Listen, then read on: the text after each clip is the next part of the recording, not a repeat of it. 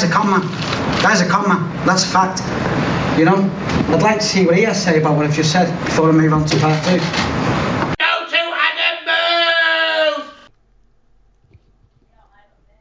Well, hello everybody and welcome to the 360th edition of the Boxing Asylum Nuthouse podcast. I'm your host Steve Wellings, and joining me on the call so far, a big night, and there's only two of us, me and Andy Patterson. Welcome to everybody listening in the chat, hoping for a few more to jump on as the night progresses. Ozzie Smith said he'll be here just after 8 o'clock, so expecting him as well. We are live on mixler.com/Boxing Asylum from 8 o'clock every Sunday. The Patreon RSS feed shortly after the show concludes, or you might be catching us on Mondays. YouTube, Soundcloud and iTunes, it all goes up there. Same weather warning in place this week as there was last. Hopefully we'll get through the night without cutting out or Rob being swept into the River Slaney or something. But wherever you're listening out there, everybody, be safe, as a wise man once said. Please be safe. So we've got a couple of guests coming up around the 8:10 mark, 8:30 mark as well. Bit of housekeeping stuff in the first hour. Looking to get straight into Wilder vs Fury 2 and have a good run at it from about 9 o'clock onwards. A few questions, Bellew of the Week's comments. Do stick with us. Let's start off then, Andy, me and you talking about this Ryan Garcia fight against Francisco Fonseca. Obviously they're grooming him to fight against Jorge Linares, who also enjoyed a win on the undercard, which neither of us have actually seen, hard to get hold of. But Fonseca was truly knocked the fuck out. I was genuinely worried about this guy. The way he was lying on his back, eyes laid open, like he was about to receive the last rites. Thankfully he got up, but Ryan Garcia, one hell of a knockout with the left hook, the fabled punch of his mentor and manager Oscar De La Hoya. Yeah, it was probably knockout the weekend. There's been a couple of contenders actually. That Elwin Soto had a good knockout during the weekend with a left hook to the body, but I don't know what we can lay on this fight, Steve. Okay, he's a decent opponent for Fonseca, but I was like you, I'm shocked that he actually ended that in the manner what he did. Check left hook. I say he has had a couple of, well, not so much the Dono fight. Remember a couple of fights back, was it the guy Morales, the guy that Linares beat or knocked out there on the same card and that, he kind of struggled with that boy. I don't know if it's maybe because he was, he's been active over the course of the last few months and stuff. I don't know if it was maybe kind of tiredness caught up with him and stuff, or when I'm moving to Canelo's team has really had a big effect on him. But as I say, that's 2 wins in the bounce now with the Canelo team, and it's 2 first round knockouts and stuff. So gets him into contention. He is causing a lot of disputes or debate, shall I say, between the British, mainly the British guys and stuff, because you either like him or you don't. To me, I didn't dislike the guy. I just want to see him tested and stuff, because obviously we're talking about world title fights and stuff when he was like a 13-0 novice or and stuff like that. So if you want to talk like that, then I think Linares would be an absolute fantastic fight for him. It's not a gimme, I don't think. Even at this point, Linares going up to 135. Come back down at 135. To make that fight might make a major difference for the outcome of that fight, because I don't know if he can still do it. Because obviously Linares having that stoppage defeat when his first fight up was at 147, I think it was. At 140 against Cano. So maybe coming back doing stuff. But I know the fight was at 135, but Linares, again, it was actually a clash of heads, but it was a decent performance from him, I suppose. Dropped the guy face first to the floor and then ended the fight like he should have done.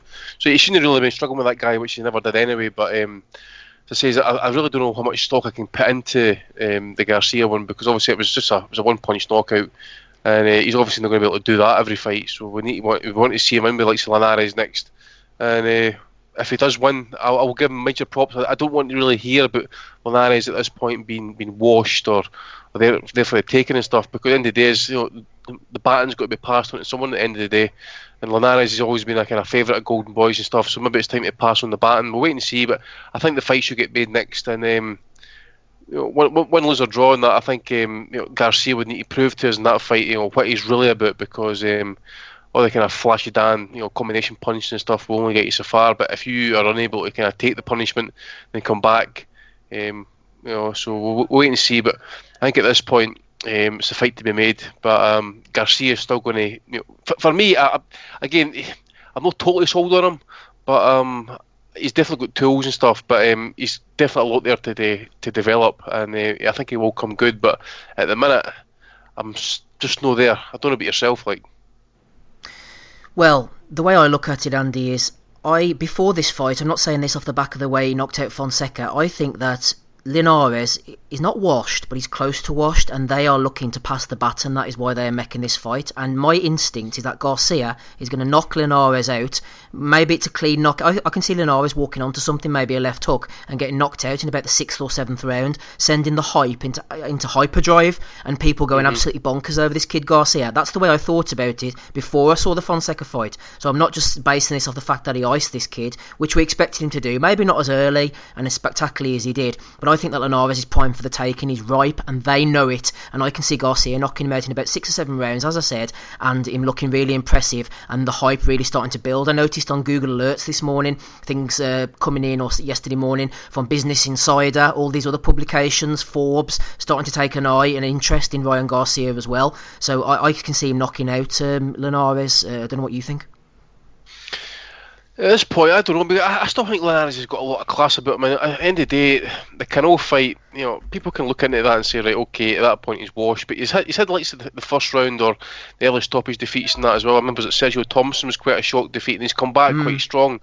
But as you say, at this point, 34, come down to 135 again. Maybe the last 2 fights has been him, testing the waters to see how he's going to feel at the weight, because he's going to need to make sure he makes the weight properly. He doesn't want to crash anything, because I think, especially early, first 4 rounds, Garcia's going to be dangerous, I think. But I don't see him walking on a shot like that for like what happened to Fonseca. I just think he's just, he's too schooled, too well grounded and stuff. But again, if he does what he did, if Garcia does to Linares what he did to Fonseca, I'll be absolutely shocked, especially early doors. First 4 rounds, if he stops him and stuff, again, you think he's washed and stuff, but I still think it would be a signature statement win, even at that point in his career. But if it does go rounds, I want to see him tested, and I think Linares has still got enough about him to go rounds.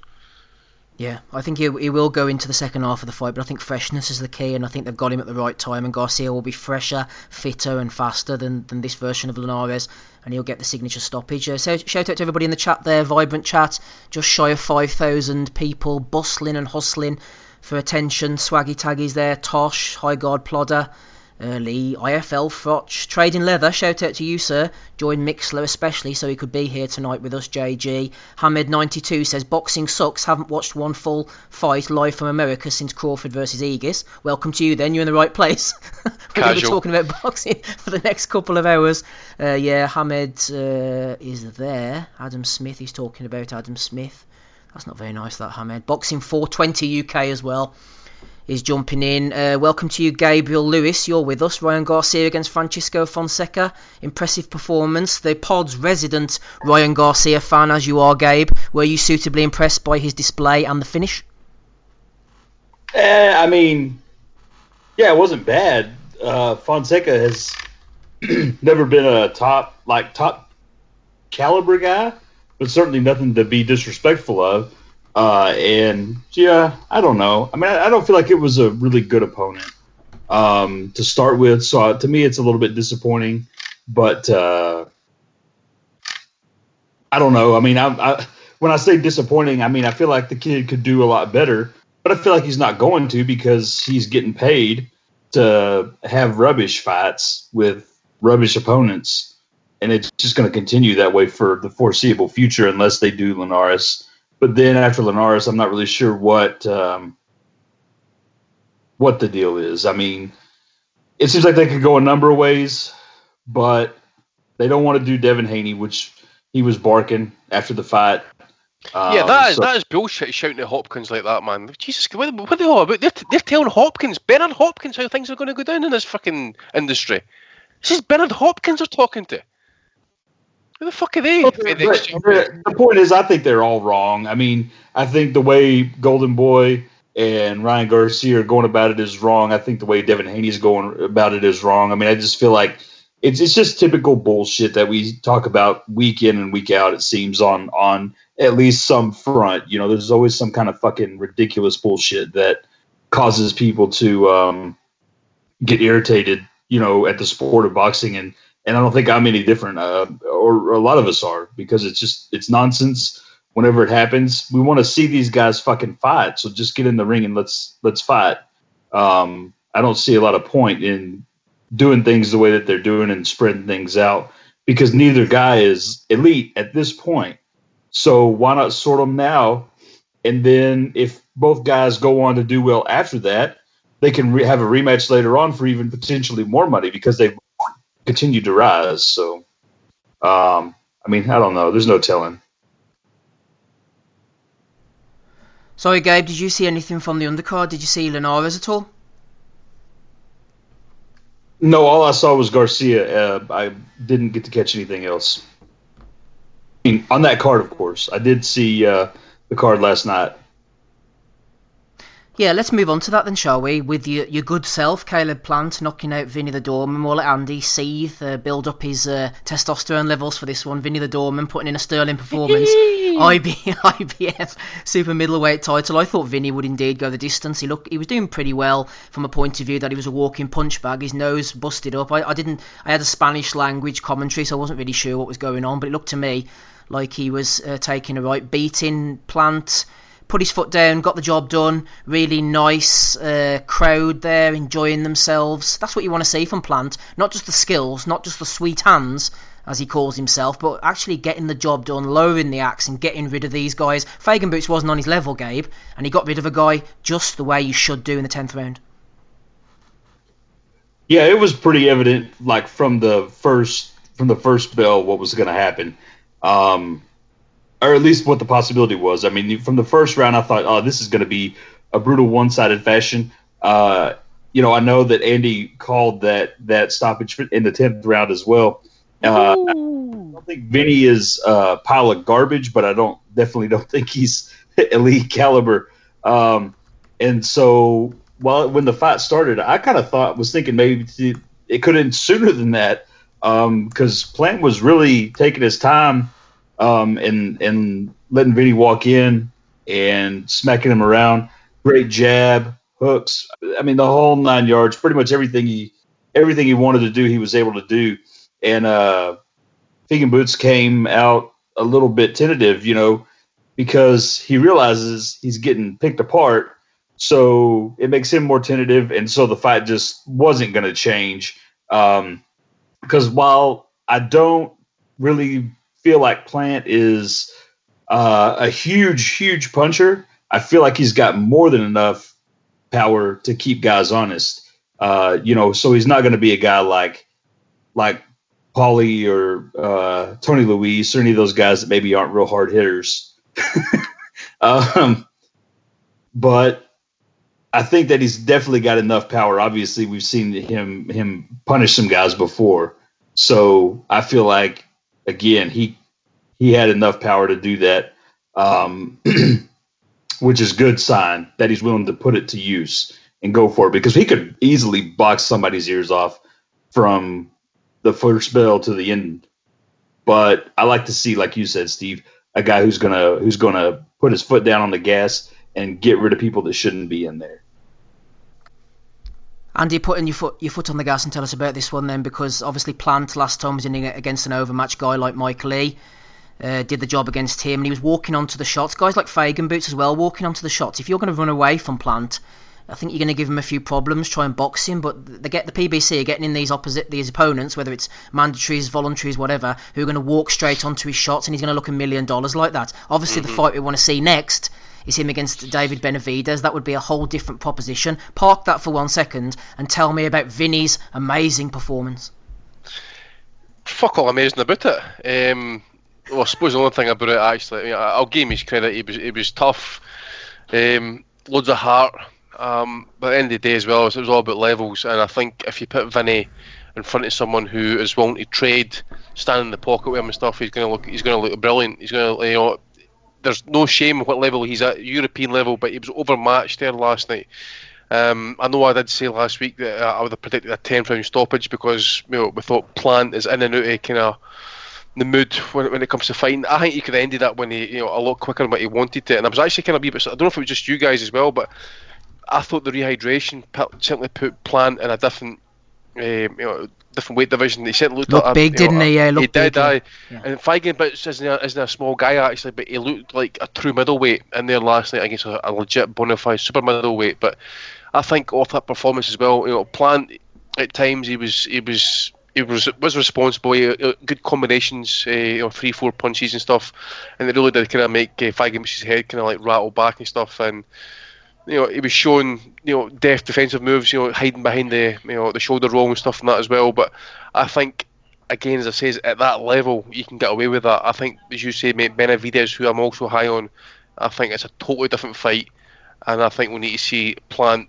being far more defensively responsible and fighting more off the back foot against a guy like Benavidez, who he's a crushing hitter, as I say. But again, on Feigenbutz, he's pretty well. I got told he fought there, after everything, being paid, corner and all that sort of stuff, percentages and that. He's got made 80,000 off that fight there. So not a lot of money when you think about the kind of beating that he took. But I'm looking at that the first 3-4 rounds, and I'm saying to myself, even knowing the result, I think to myself, even then, people couldn't kind of like cry against getting called out, or getting pulled out the fight, because he had no answers to what Plant was doing. He gave a good stand in the 6th, I think it was, but Plant just kind of like nullified that, and in the end he got basically kind of like worn down and stuff. But as I say, his levels, and Feigenbutz is at European level, and unless like a kind of bogus IBO title or a fringe Panamanian belt kind of comes up and stuff like he has had before, I don't foresee him kind of like say get over the line at any point as well. And it's a shame, because German boxing needs somebody to kind of come in here and pick up a title, because it's languishing badly, German boxing at the minute. And okay, you got talks of Abraham Stern possibly happening as well, but the other two names I can think of off the top of my head is they're well off world level at the minute. So Feigenbutz is obviously having to kind of come back down and work his way up. But again, as I say, it was just levels, and Plant just showed that he was like 2 levels above him. But he'll have to be far, far better as well. He'll need to go up another level to fight the likes of Benavidez next. Yeah, Feigenbutz had no answer for what Caleb Plant was bringing. Also, we have no answer from our first guest, trying to juggle a few balls in the air here, trying to get him or her on. It's not happening at the moment. Hopefully it will as the evening progresses. Gabe's with us, Andy's with us, as you've heard from both of those guys. Also, Ozzie's jumped on. Coming to you shortly, Ozzie. Rapping Rob Kelly, worried earlier about him being blown off into the River Slaney. What about this then, Rob? Eggy Phil in the chat says, I don't think Kelly has a chin myself. I think he's on about Josh Kelly, but it could stand to you as well, Roberto. He is. And I don't think there should be anyone overly concerned about me getting blown. I'm well used to it at this stage, so I'll be able to deal with anything that comes my way. Don't worry about it. Blown what, actually? Your pink cigar? Hi. So, what are we talking about? Caleb Plant? Well, we are talking about Caleb Plant. He dealt with everything that came his way from Vinny Feigenbutz, which wasn't a great deal. Well, I'm a big fan of the Plants myself, so I'm always rooting for Caleb. No, I think I called the stoppies last week. I think I bringing all the smoke, Rob. Bringing all the smoke, baby. Be safe. Bringing all the smoke. No, I think. Can you hear me first of all? Okay, yeah, because I'm not. We can certainly. Yeah. A bit ropey. I think, guys like Feigenbutz that are straight up and down, no special effects, Caleb Plant's going to look brilliant against them, because the guy doesn't move his head, he comes forward, and like I said, he doesn't move his head and he comes forward, so he's made for Caleb Plant. So all those lovely little kind of uppercuts through the guard and left hooks around the side and everything, he's tailor-made for Plant. In order to put Plant under pressure, you kind of have to have a little bit of do what he did in that little flurry all the time. So like, even if you're not hitting him, back him up, hit his arms, make him uncomfortable, push him to the ropes, which is easier said than done, because Caleb Plant's got some level of talent. He is exciting. The fight against Benavidez is make, although I wouldn't mind seeing Ryder in there. That'd be a good fight. I wouldn't mind seeing him unify against any of the 68. To be honest with you, I like Caleb Plant and I like Benavidez. Benavidez has been inactive though, hasn't he, with the suspension for cocaine and stuff? He's a bit of a banger, like, isn't he? So you don't know how that's going to go. I'd say he probably has the edge on. No, I thought he was the one who was the first. I think I think he had 2 fights last year. So did he? Yeah. Well, he's not. He didn't fight in the Super 6 and that, didn't he? And he had a suspension, so we kind of don't know how good Benavidez is either. He hasn't been tearing it down against top level opposition. I thought Caleb Plant was good against Ustakagi, but like fucking Fagan Boots is made for him. You know what I mean? That's a showcase fight for him. Like, but yeah, I'd like to see him unify, and I think he's good. Even if Clarissa Shields thinks he was fighting an MMA fighter, she's some fucking nerve, by the way. Talking about people fighting MMA fighters, her holy fuck. But yeah, a good fight from Caleb Plant and a good stoppage. There you go, everybody. The chat enjoying Rob. I'm dropping a few bars in the chat. Who would have thought it? What do you think about this then, Rob? Rob dropping lyrics like Obi-Wan Kenobi, chilling in the copter like R.I.B. Kobe. A bit too soon, perhaps. Well, that wasn't Hamid that dropped that one anyway. Wasted. Did anyone see the? Did you see the Garcia fight? No, Ryan Garcia. Have you come to that?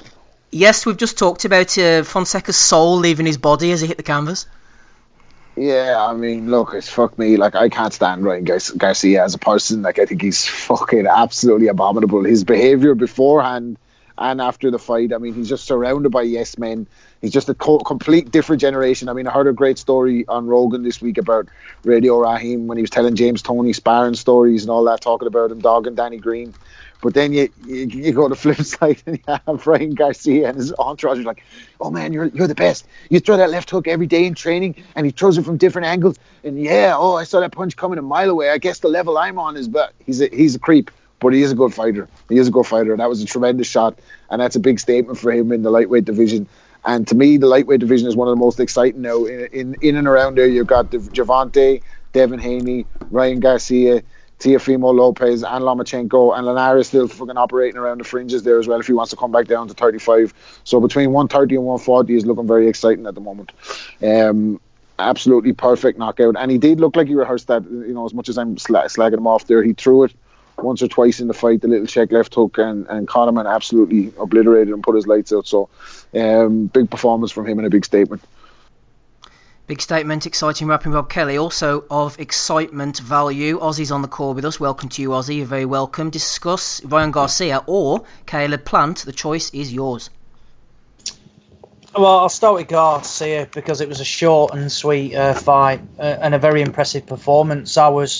He absolutely destroyed Fonseca. And bear in mind, we saw Fonseca in an impressive fight against Alex Dilmagani probably about all of 8-9 weeks ago on Channel 5. And that was a close fight. And Ryan Garcia absolutely ironed him out. And as you say, I think his soul just evaporated. And we probably won't be seeing him again for a long time now because it was a very, very impressive performance. And I thought Fonseca may have been able to ask just a few, ask different questions. I'm not saying he was, he was going to win the fight, but I felt he was certainly, it wasn't a bad opponent whatsoever.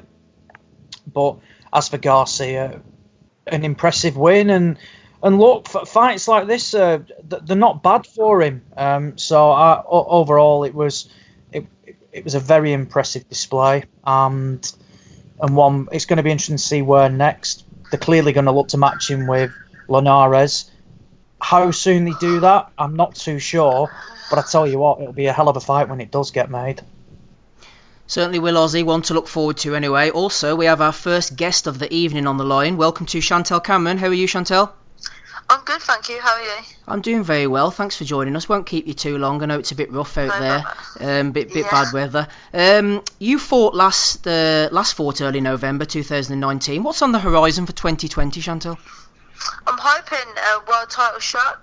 I'm just waiting at the moment. So I won my eliminator for the WBC and 2 weight divisions now, so lightweight and super lightweight. So now I'm just waiting for the green light to get my world title shot. Yeah, obviously it's a waiting game. You've won a couple of eliminators already. You've got the WBC silver title. Now, am I right in saying here, the WBC champion at lightweight is currently Katie Taylor, but would you expect her to vacate, or how do you see that situation playing out? I know she's boxing Amanda Serrano next. Well, that's what the rumours are. So I don't know if she'll be vacating or what her moves are. I'm not too sure. But your team are obviously going to be working on things for you regardless of what she does, and we're going to expect some kind of a shot. Yeah, so I'll be getting a shot, but I think he'll be super lightweight against Jessica Pascal. So it's more likely to be heading that way because that's been called upon that I'd get that fight. Would you say that you're comfortable making super lightweight, but would you naturally be a lightweight? How did your weight work? I should truly be a lightweight. I'm not a super lightweight fighter, but I had to go where the opportunities are, and the opportunities is easier to get a fight at super lightweight. Yeah, and down at super feather, you were obviously at the recent Terry Harper fight against Ivo Wallstrom. How did you assess Terry's performance? Yeah, it was a great performance. I was really impressed. It was smart. It was a good fight. Yeah, especially considering Wallstrom was so experienced. Terry hadn't had so many fights, but she dealt with her very well and used her advantages. Yeah, it was a very good fight. It's impressive. Back to yourself, you're obviously training with Jamie Moore and the team. How's that coming along? Yeah, it's brilliant. It's good being up in Manchester. It's a good team. And you've been sparring with Ellie Scotney. She's recently signed professional terms with Matchroom. Tell us about Ellie's abilities. So, about Ellie's, sorry, what? Ellie's abilities. How good is she as a fighter? Yeah, very good. I'm looking forward to watching her debut. She's talented. She had a good amateur background, and I think she's going to do well in the pros. Looking forward to her journey. Absolutely. Just to remind our listeners, we've got Chantelle Cameron on the call at Chantelle Cam over on Twitter. We've asked for a few questions. Trading Leather says, ask Chantelle if she feels like she could put a beating on Katie Taylor. A bit short and to the point there. That's a funny one. I think I can beat her. I think my style is her worst nightmare. I feel like I'd give her a hard night's work, and I think it'd be a great fight. I think it'd be a tough fight. It wouldn't be an easy fight, but I do think, especially if the judges were fair, I reckon I'll take her.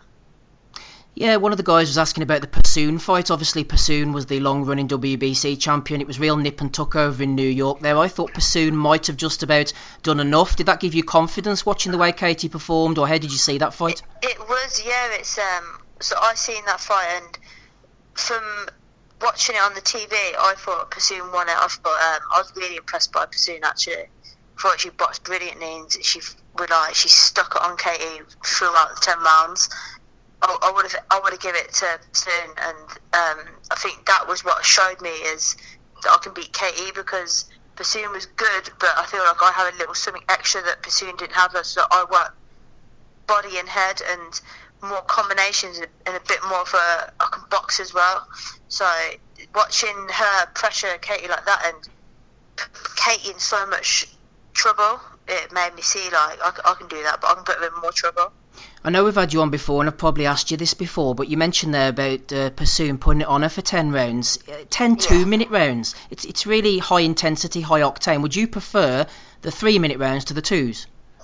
I would much prefer 3-minute rounds. So when I'm training, I mainly do 3-minute rounds, because 2s just go in, like, they go so fast, and it's a bit frustrating as well, because you see you're hurting a girl, and the 2 minutes just goes, and if you had that extra minute, I feel like I can get girls out of there. You put them in more trouble. Seems like you get to that minute and 30, you're putting your opponent in a bit of pressure and a bit of trouble. Then the bell goes, and I've got a minute to recover. And the 2 just go too fast. It's a very fast, like high tempo pace. Whereas I'd rather a 3-minute round settle on a bit more of a pro pace. Mm-hmm. Yeah, it makes sense. You've been listed for the WBC's Female Prospect of the Year Revelation. That must be a great confidence boost for you. Yeah, it's really good. It's always good to be up for an award, ain't it? Especially with a committee like the WBC. It was really good. A final couple for you as well, Chantelle. We do thank you for joining us. So you started out in kickboxing, and you were tweeting out the other day about learning to grapple, maybe hitting the octagon. Is that something we can expect to see happening in the future? Yeah, my friend Molly, she's the UFC and stuff, and in Northampton they've got a very high-rated MMA school, and it's something I would be interested in. I think, why not? I've done everything. Done kickboxing, I've done Thai boxing, I've done boxing. Why not have a go at MMA? Absolutely. Just don't know if I'll be any good at the grappling, that's the only thing. If I had a few sessions and I was like, I'm why this, I'd definitely do it. The stand-up, I'd love the stand-up, because I know how to kick, I know how to knee, I know how to elbow. Just if someone wrestled with me, I'd probably end up tapping straight away. Yeah. I'm not knowing what to do. One of the guys is asking about your promotional deal. Says you're with MTK, but is a TV deal something you want? Something maybe like BT, he's asking? Yeah, obviously being on TV is going to be better for me than getting my name out there. At the moment, I've just been on MTK shows and stuff, which is great because you box on ESPN, but so in America and on IFL TV. But yeah, so if I get a promotional deal, obviously that'll be a lot better for me in my career and better for my profile as well, and let people see my actual boxing, a different audience. So hopefully something will come about.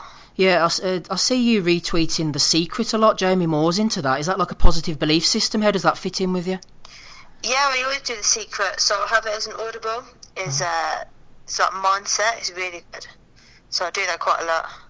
Excellent. Finally then, Chantelle, Wilder Fury 2 next weekend. Big rematch. Give us your prediction. Oh, so if Wilder lands another shot like he did last time, I think it's going to be knockout. I think he'll knock Fury out. But I'm hoping Fury will just outbox him again and just 12 rounds, stay away from that big right hand and Fury by points. To be fair, I don't think I can put any money down on it because all it takes is one big shot from Wilder. But I do think if he lands another shot like last time, I think he'll get up again. Well said. It's going to be exciting. We're looking forward to it. That's Chantelle Cam over on Twitter. Exactly. Are you going to stay up for it or are you going to watch it next day? Next day. Like an early night. Don't blame you. Right, thanks for joining us, Chantelle. Best of luck going forward. No, do appreciate it. Thank you. Thank you. Bye-bye now. Bye. Chantelle Cameron there. Yeah, I think a lot of people are talking about Wilder Fury in those terms. If Wilder can land one, he'll get rid of him. If Fury can outbox him, then he's going to get the fight on points. Gabe will seem to enjoy that one. Ozzie as well. Wilder Fury, we'll be talking about that later on in the second hour. Who have we gone to? Who haven't we gone to? Ozzie, I cut you off in your prime there, cut you right down. You were talking about Plant, Garcia, you were maybe finishing up a little bit. If there's anything else you want to say about the weekend's action, speak now, sir. With Plant, he did what was expected. Vinny the doorman showed what he was, a doorman. Took a beating. And I think for Plant now, I think he's had his fights from where we can think, that's fine. I think we need to see him looking at the next level of opposition now. So someone like a potential Danny Jacobs, any sort of unification, perhaps a fight with someone, maybe like a John Ryder or something like that. I don't think we want to be seeing. I know was Fagan Butson mandatory? Was this the IBF mandatory? Yeah, it was. Right, okay, yeah. So he was the IBF mandatory then. So it's going to be interesting to see where they look next. I mean, I like Plant. I think there's lots to like about him. I mean, I saw quite a few posts last night that were saying that they feel he's the best 168 in the world, which I think is a big statement to be making. I mean, look, we can't look at the Fagan Butts in my opinion, make those sort of claims because for me, I would say Fagan Butts is a limited European level opposition at best. I wouldn't be shocked if they maybe look to match him with someone like a Fedor Chudinov next. I think that's a fight again that Plant could look good in, and quite a possibility as well. Maybe a Caleb Truax, someone like that. I think we can safely say that if Callum Smith and Billy Joe don't get the Canelo fight, they will be matched against each other.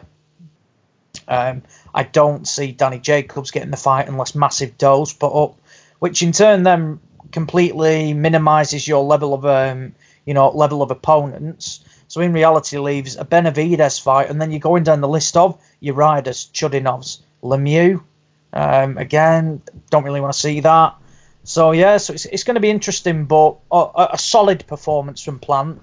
But moving forward now, I think for him himself and for everybody else, we want him to see go through the gears against the better opponents, because I certainly think he's got the ability. Now it's just a case of proving it and himself locking in those big fights and proving to what some people think that he is the best number 168 in the world. And a bit of action from Japan over the weekend, Daigo Higa, and a bit of a show reel knockout from Sho Kimura. Diego Hagel returning for the first time. I think it's like something like 20 months and that. He's up at Super Bantamweight now, obviously being banned by the Japanese Commission after he failed to make weight against Christopher Rosales. And to be honest, I thought he looked every inch of that 22 months out the line. Stevie, I'll just let you go, mate.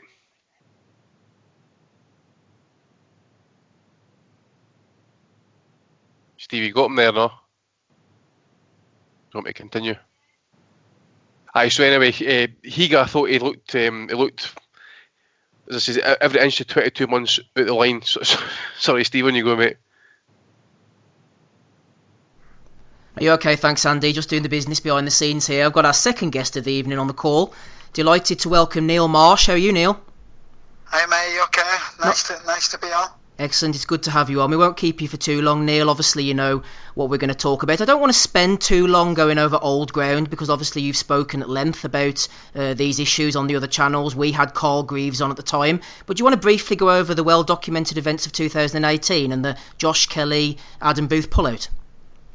Yeah, I appreciate you said that. I did an exclusive yesterday where I said it was the final say, so I don't want to sound like a stuck record, but it was well documented.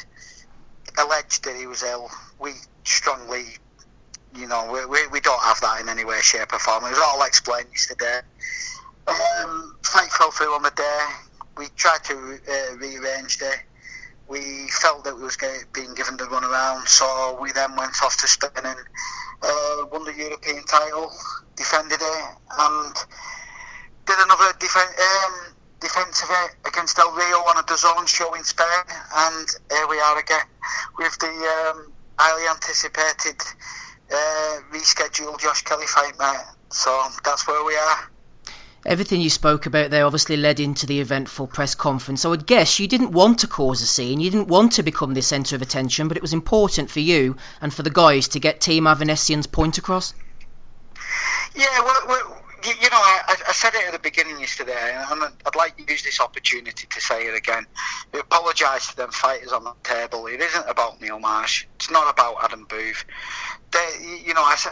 I might sound like I'm repeating myself here, but what they go through in their careers in a tough, brutal sport, I've got so much respect for them. And I didn't want to be centre of attention, not in any way, shape or form, but, I just felt that, we'd been lied to, and, a lot of things had been said in the press and was trying to damage our reputations and different things. And, instead of just keep chirping, I did a press release on the original pullout, and I just thought that this was the perfect opportunity to let the public know exactly what had gone on. So I was nervous doing it, and I'm not used to press conferences, and my heart was beating as I was talking.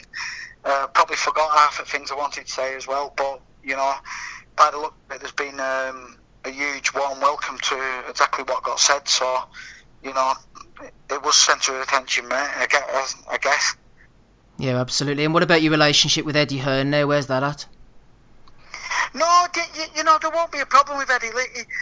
Listen, you've dropped that one sort of on me. What people's perception is with Eddie? Listen, Eddie has been fantastic for British boxing. Look at the shows he's doing. Look at the platforms. A lot of kids are getting paid well. They're getting paid good money. It's entertainment. It's show business. It's Eddie was aware that putting me on that table would cause disruption and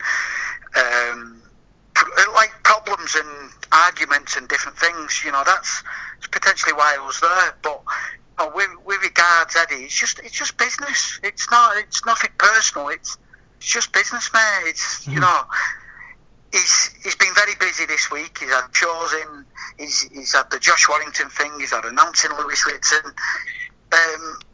Eddie Hearn's not bothered about what Neil Marsh says. He's past all that. He's bigger than that. Eddie's not bothered about little Neil Marsh and a few arguments from 12 months ago, mate. The facts with Eddie is I've worked well with Eddie on quite a few fights.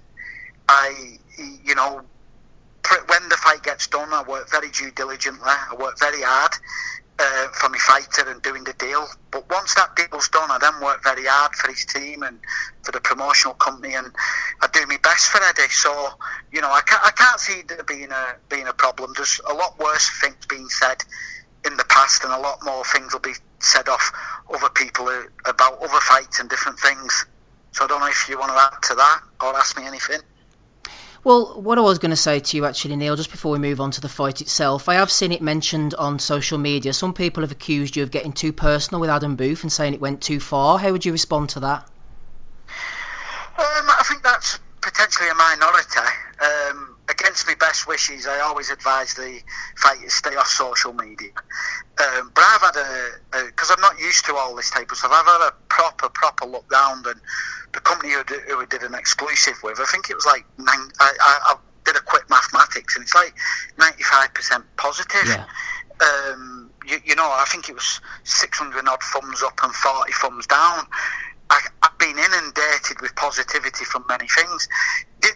But going to the question you said about personal with Adam Booth, you're possibly right, but I hold Adam Booth responsible. I don't hold Josh Kelly responsible. I think Josh has just done what Adam said. So, I'm not going to start attacking people who I think's just been told what to do. I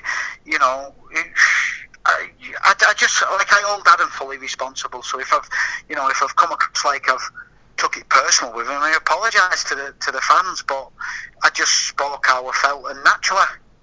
No, we're in support of what you said, and I know a lot of other people are. I just felt I would put that to you, for fairness. Yeah, there is a personal element, but long after this, Adam's been in the game a lot longer than me, higher level than me. I'm having some successes, some good successes, and no doubt our paths will cross again. Way you treated me, I'll never like him. It'll always be personal, but I've got to try and just, like, one of the reasons I accepted to come up to this show, and it'll answer a bit of your question, is to finally shut the door and take the personal side of me and Adam Booth out of it, and let the kids get the coverage and let the fans enjoy the build-up of the fight without all the nonsense. Well said. Just to remind our listeners, we have Neil Marsh on the call, at NeilMarsh3 over on Twitter. Let's focus on the fight itself, because it's an excellent fight. Kelly versus Avanesian. Is it too early, do you think, for Josh Kelly? Yeah, definitely. I made a comment on the press conference that if I were managing Josh, I wouldn't take this fight. David's a real banana skin. David's a former world champion, scintillating form. The comments were like no one really knew who he was or whatever. And look at how Kerman dealt with Frankie Gavin and Bradley, and nothing against Bradley and Frankie. They've both been some great pros for the UK fans over the years.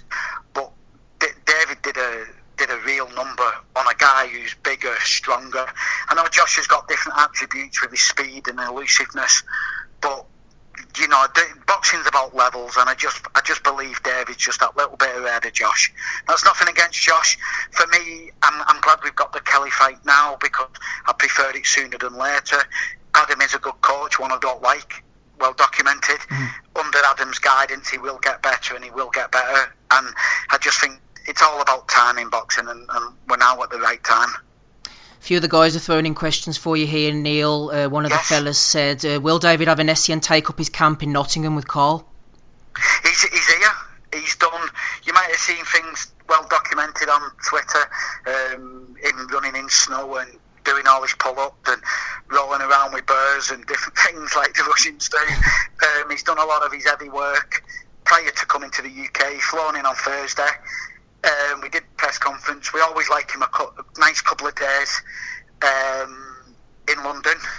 Nice with his friends, and a welcome to UK. We know how to handle David. He likes being around his fans. He's actually arrived in Newark tonight, and the training camp commences tomorrow morning.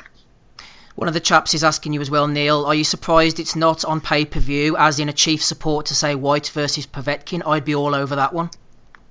Yeah, initially it was. If the fight had got done, there was talks of Usyk and Chisora who was chief support.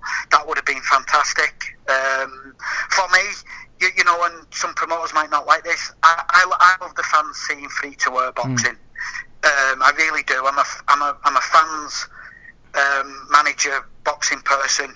I understand the need of pay-per-view, and to get the big fights, you do need it. So I can see both sides. So, on one side, would we have loved to have been part of a pay-per-view fight, Usyk and Chisora? Yeah, that'd be outstanding. But on the other side, you're topping the O2 in London, potentially 20,000 people. There's a lot more pluses for topping the bill alone rather than being chief support. Quick chain attack as well. Tell us about Robbie Davis Jr. gone up to 147. Any plans now bouncing back from the Lewis Ritson defeat?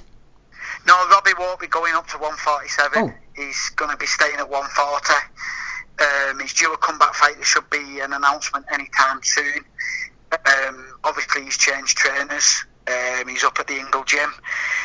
He's going to do a comeback fight, 8-10 rounds, and then we're going to look at someone who's really in the mix. Who can get him back to where he was very quickly. We have an idea of the type of opponent we want. We've got our eyes on a couple, but what's important is I don't overlook any opponent, any fight. Let's get this next announcement out the way, get him through the fight, and then we're hoping that Eddie delivers a nice big fight. One of the guys is asking if you'd take the Jack Catterall fight if it was offered to you. Yeah.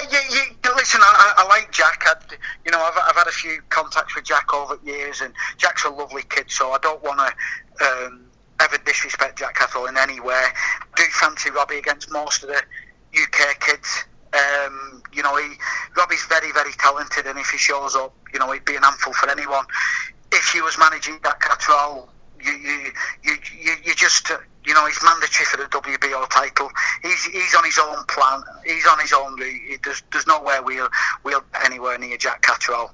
Hopefully, down the line, why couldn't it be a world title fight? And I wish Jack Catterall all the best while it's being asked as well. Well said. Final couple of questions, Neil, and we do thank you for taking the time to talk to us this evening.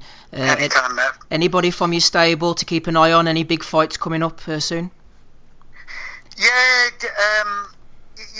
I think there's an announcement because I've been ill the last couple of days. There's an announcement due over Zach Parker. I do really, really rate Zach. He's had to play the patient game. We've been sat there waiting. He's number 2 in the WBO. Sometimes boxing, you have to wait, and Zach's been very patient, and I'm not too sure of the announcement. It's due any minute, so I can't say too much if it's not already been. Like I say, I got wrapped up in London, and I've been ill in bed with food poisoning and that. So excuse me if I'm being a bit premature with what I'm saying. No, we're glad you're back. Next week, Tyson Fury versus Deontay Wilder, big rematch. Who you got, Neil? Oh, do you know what? I'm going to say something which people might not like me for. But you've asked me a question, I'll always speak the truth. Yeah. I absolutely love Tyson Fury, battling his demons, to what he done, to, you talk about politics and fights outside the ring. I remember the form in the Klitschko fight, and listen, I love Tyson Fury. I just think that Deontay's punch might just be the game changer. I hope it's wrong, I really do. There's nothing better than Tyson Fury winning and then maybe going after the likes of Anthony Joshua and that. But if Tyson can do enough to win the fight, but I don't know how any heavyweight can stay out of the way of Deontay Wilder's punch. And we all seen him get up off the canvas, and unbelievable how he did it. But I just think Deontay might just get to him with a big punch. I just hope not. I really want to stipulate that. I really want Tyson Fury to win, but I think Deontay might catch him, and I hope not, but there's my prediction. Absolutely, it could indeed happen. A lot of support for you here in the chat. Everyone is pleased to hear you speaking with such candid honesty, Neil, so we do appreciate that. Yeah, that you might not make tons of friends, but you make the right people support you, don't you, by always being honest and truthful. So, that's the way I just try to. Well, I naturally conduct myself honestly. So, for those who's complimenting it, thank you. At Neil Marsh 3 over on Twitter, everybody. Absolute pleasure. We look forward to the Kelly Avanesian fight, Neil. All the best. Can I say one last thing? You certainly can. Because it's very important for me, this. I do wish Josh Kelly all the best. I wish every fighter all the best. I said it on the press conference. Even if you're a 2-50 fighter, you know what he's achieved as an amateur is fantastic. What he's doing as a pro is great. And I do wish him all the best. So good luck to Josh Kelly, and we look forward to seeing him on the fight week. Well said, Neil. Thanks again for joining us. Take care, mate. Bye bye. All the best. Bye now. Bye bye. Thanks for the coverage. Bye bye. Bye bye. Neil Marsh there, sticking it to the man. Good stuff from Neil. We like someone who talks honestly. While I gather myself together, Ozzie, do you want to quickly jump in and say anything about, comment on anything that Neil mentioned there? First of all, Zach Parker, I didn't want to obviously put him on the spot, but you saw the same as me. It's the Aussie, isn't it, Rowan Murdoch he's fighting? Yes, yeah. Not a world title eliminator. I think that it was originally billed as. It is 1 against 2. In the WBO rankings, and it's for one of their ranking belts. I've heard a lot of good things about Zach Parker. Heard a lot of good things. He obviously had that. I think he had that controversial win over, was it Darryl Williams up in Scotland, from where he had that arm injury. And to be honest, he lost the fight. He lost the fight. I think everyone will say he lost the fight, and he was the beneficiary. Yes, it was. Yeah, and he was the beneficiary of some pretty horrendous judging, to be honest. One of the worst was one of the worst set of cards I've seen, actually. I remember talking about it on this podcast. But he's bounced back, and as Neil said, he's had it tough. He's not it easy. He's looked after by the Sauerlands. I think he's struggled with injury, and I've got to admit, I don't understand. I don't really think the Sauerlands offer much now, to be honest. They're not really, the shows they do are obviously over essentially in Germany, Sweden, Norway, places like that. Don't really do UK shows now, and when they do, it's just a case of show-owning fighters either on the World Boxing Super Series cards or Matchroom cards as well. But he has a good opportunity here if he can beat Rowan Murdoch. I don't know much about Murdoch, to be honest. It obviously propels him certainly into a position of eliminator. But going on what Neil was saying about the rest of the conversation, I've got a lot of time for people who speak openly and honestly. It would have been easy for Neil Marsh to use the platform and bow down because, he's got an opportunity to be on, part of a big fight. But he wasn't swayed and wasn't deterred, about the previous events, and he essentially stuck it to, the home fighter in Kelly, Booth, even had a dig at Eddie Hearn as well. And I have a lot of time for that because all too often we hear about corruption in boxing, fighters being shafted, etc., things like that, but we never see any real evidence of it. Well, evidence was shown during the press conference. He pulled out emails, he showed them off, verified everything, and quite frankly, Booth and Kelly were caught with the pants down because in reality what happened is, they were truly shafted, Team Avanesian. They didn't even get, like a tick-over fight where they pulled in, just some waste of space, foreigner who at least Avanesian would have got some pocket money for Christmas. That never happened. I think they got their expenses paid. And even then when it came to rescheduling the fight, that took an age, and they had to go elsewhere. And all too often, we've seen, what an opportunity that would have been for Avanesian at the time. And you've got to remember, he was going into that fight as an underdog. I know I myself was one, and quite a few others were tipping him up to beat Josh Kelly. Hindsight's a great thing, but in return, it's probably a bigger fight than it is now. You've got a European title on the line. Avanesian's got 2 good wins over the Spaniard Lejaraya. Kelly has been not so impressive in his 2 performances, particularly the last one. And then there's an argument he got beat off Ray Robinson. I think it's certainly a bigger fight now, and I think it's one from where Avanesian can make a real dent in the Josh Kelly, career. And I think he'll absolutely destroy him.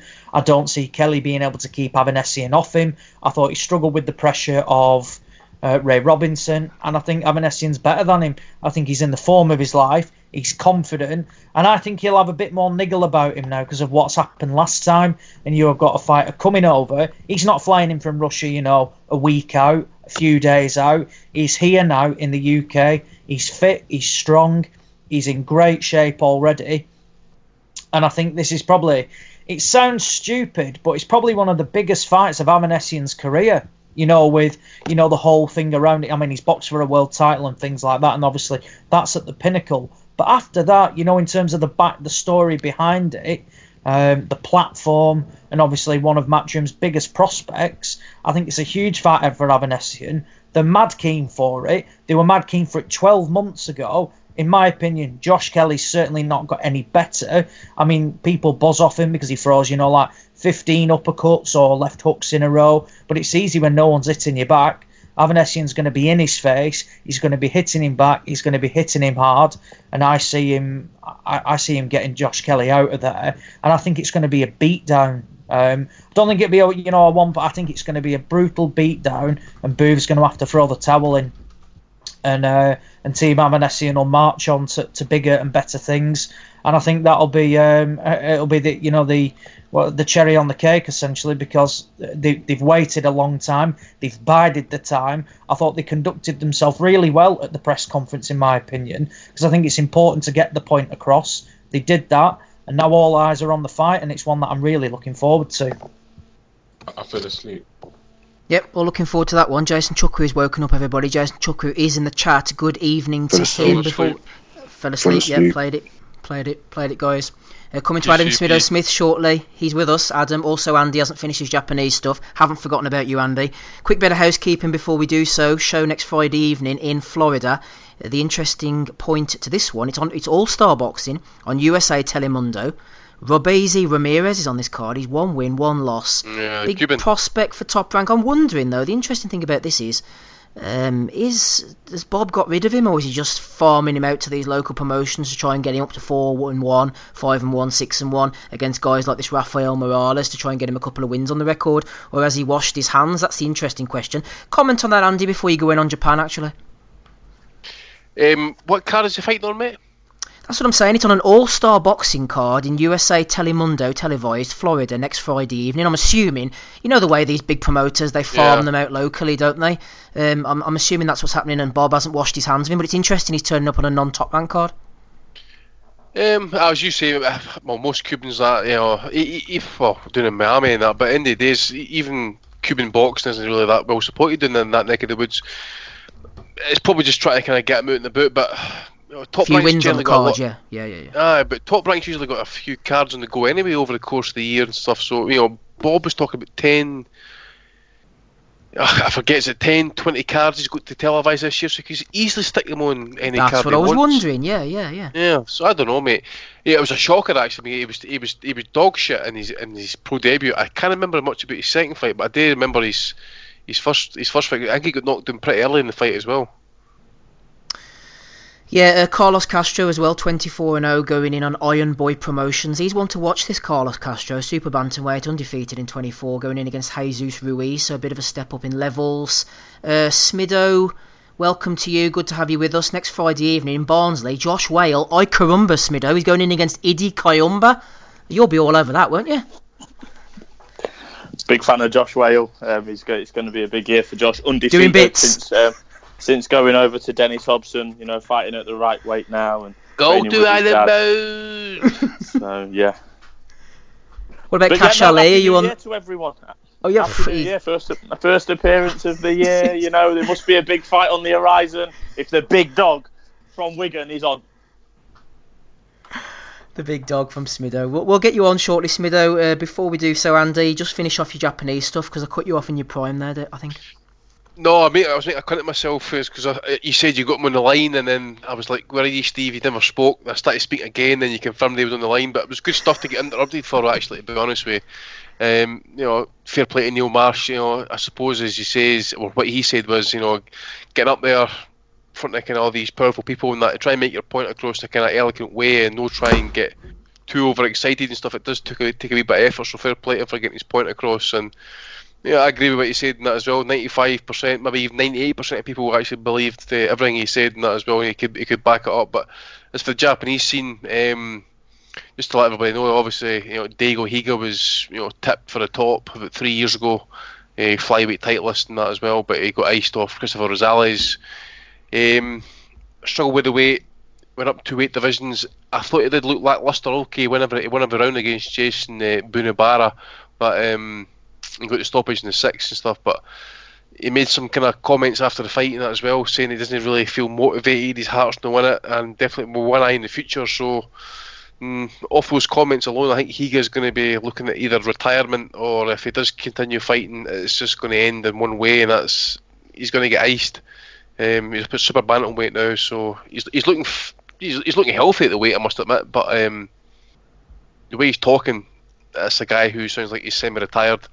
The Philippines, Sho Kimura, who people will probably remember him having that great fight with Kosuke Tanaka.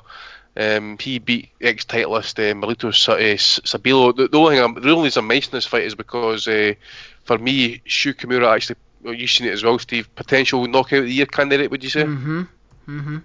Basically corkscrew the guy right into the ground, so go and watch it, people. It is on YouTube. Sho Kimura against Milito Sabilo, second round knockout for Kimura. As I say, it's only February, but definitely a contender for knockout of the year. So that's a kind of brief rundown. Okay, I've never seen the rest of the cards, and stuff like that, but those were the two kind of fights that kind of stuck out over the course of the week between the coronavirus in Asia, Yeah, a bit of Kung Flu on a Sunday evening. Episode 360, Boxing Asylum Nuthouse podcast. Andy's with us, Gabe, Rob, Smido, Ozzie. Let's tidy up a few questions from the people before we go on to this Fury Wilder. Then first one in for you, Smido. Let's get you warmed up. I know you're a bit of a casual these days, but you're probably looking forward, like me, like Conor Brennan, to this fight between Daniel Dubois and Joe Joyce. Everyone seems to believe, says Conor, that Daniel Dubois will go through Joe Joyce, but although he has only had 10 fights, would it be fair to say that Joyce has the better resume and maybe should be favourite? Also, Smido, due to Joyce's massive size, huge work rate and fitness, plus using his absolute adamantium chin, could he be considered a giant Tony Margarito in terms of style? It goes on. One last question. Of the three main guys, who would Joyce cause the most problems for? Joshua, Wilder and Fury. I think what Conor's saying here is he's going to beat Dubois, he's going to cause problems. What do you think about Joyce Dubois, Smido? Well, I'm glad you teed it up mentioning that I'm a casual, because that's bang on. No, I think that Dubois will go through him, to be honest, but he's not going to be as easy as obviously he's been doing it against others. I think it might take a few rounds, and that's going to be interesting to see Dubois not having it all his own way and going more rounds than usual. You can definitely see why he's favourite though. Dubois has been absolutely railroading through everyone. He's younger, quicker, So that's we can see why he's favourite there. He's 1-3 with the bookies, Dubois. So whoever sent the question in can get about 5-2 on Joyce. So if he fancies him to win, then fair play. It's a fight that must be happening for me, because Joyce isn't the youngest. He turned over quite late. I know they was going down the European title route that got kibosh for whatever reason. They're under the same TV company, so it makes all sorts of sense to make it. And I just think we can say what we want about Frank, but he has still got it in terms of matchmaking, a young prospect. And there's an argument to be made, even before last week's news with Warrington, that Dubois is the most valuable possession that Frank's got now and has had for a while, in terms of his age, and he's in the glamour division as well. So Frank won't be making this if they didn't fancy the fight, and he is still young, Dubois. I mean, what is he, 23? If not 22? Don't think he's even old. Is he 21? Is he maybe? I don't think he's. Could be wrong. He's young. So he's a massive asset for Frank going forward. He's got a right chance. I would pick Dubois, but I've not seen too much of either of them, as you can probably guess. And in terms of the resumes, I probably would agree with Joyce having the better resume, because he's older, because he's had to go in, he's had less time to mess about, as it were. And Dubois, having had not all that many amateur fights, he's needed to be built. So probably the better resume, yes. But do I fancy Joyce to win though? Stick with us, Smido. Looking for some Wilder Fury 2 odds from you coming up later on, our resident betting expert. Talking to Glamour Divisions, rapping Rob Kelly. Glamour Fights, Glamour Fighters. Lee Selby question coming in for you. This got your name all over it, Rob. Question for the pod from Chris Blackman over on Twitter. Lee Selby is getting close. I can't hear you with the wind. Lee Selby. I'll text it to you if you want. You ain't getting away from this. Lee Selby is close to getting a shot at Lomachenko or Teofimo Lopez. Does he put up a decent fight or get schooled? I will add a caveat to that, Rapping Rob Kelly. I'm not sure that Lee Selby will even get past George Kambosos Jr., who he's fighting in an eliminator. Now, I've interviewed Kambosos, might be personally biased, but if he gets past him, goes in with Lomachenko, goes in with Teofimo Lopez, does he put up a decent fight or get schooled? That's the question. Oh, I think he gets schooled at this stage, but certainly by Lomachenko. He can't hang with Lomachenko, for fuck's sake. Not a prayer, and that's no disrespect to Lee Selby. I think he has a lovely loose style. He actually has a style I like watching, although people don't really get excited about him. I think he's a very technically good fighter, but I think the power with Teofimo Lopez is real enough to be a threat to Lomachenko early. In fact, and I think Loma just has a field day with him, absolutely schools him, boxes the ears off him and stops him. But that's not a slight on Lee Selby, it's Lomachenko we're talking about, and I believe the hype is real around Lopez as well, so I couldn't see him troubling them too. No trouble, says Rapping Rob Kelly. Gabe, let's bring you in. Deontay Wilder, Tyson Fury, full undercard. Let's read out a few of the fights that are on it and see. You can tell me what's the pick of the undercard, Gabe, basically. So Gabe Flores Jr., your namesake, is going in against Matt Conway. Isaac Lowe has managed to find a little hole for himself against Alberto Guevara. Amir Imam returns against Javier Molina. Subriel Matias, looking quite the specimen, goes in against Petros Ananyan, Gabe. Sebastian Fundora, the Towering Inferno, goes in against Daniel Lewis. And Emmanuel Navarrete, they've wheeled him out again, takes on Gio Santissima. Easy for me to say. And the pick of the undercard, Charles Martin against Gerald Washington. Is it a good undercard, Gabe? Is it a shit undercard? Which fight are you looking forward to most? I mean, overall, I don't think the card is one of the worst ones ever. I definitely think it's kind of what we should come to expect whenever we have cross promoter rivalries or cross network promotions. And I think that part of the reason that you see that is I feel like the promoters see their fan bases as maybe not being tuned into by fans of Fury. So what I'm saying is Fury fans, they stick to ESPN. So we want to get the PBC guys a little bit bigger platform. So they tend to put their guys in these fights that maybe aren't necessarily the best and maybe sometimes showcase fights, which doesn't really do a lot of favors for the undercard. But I'll go with Navarrete.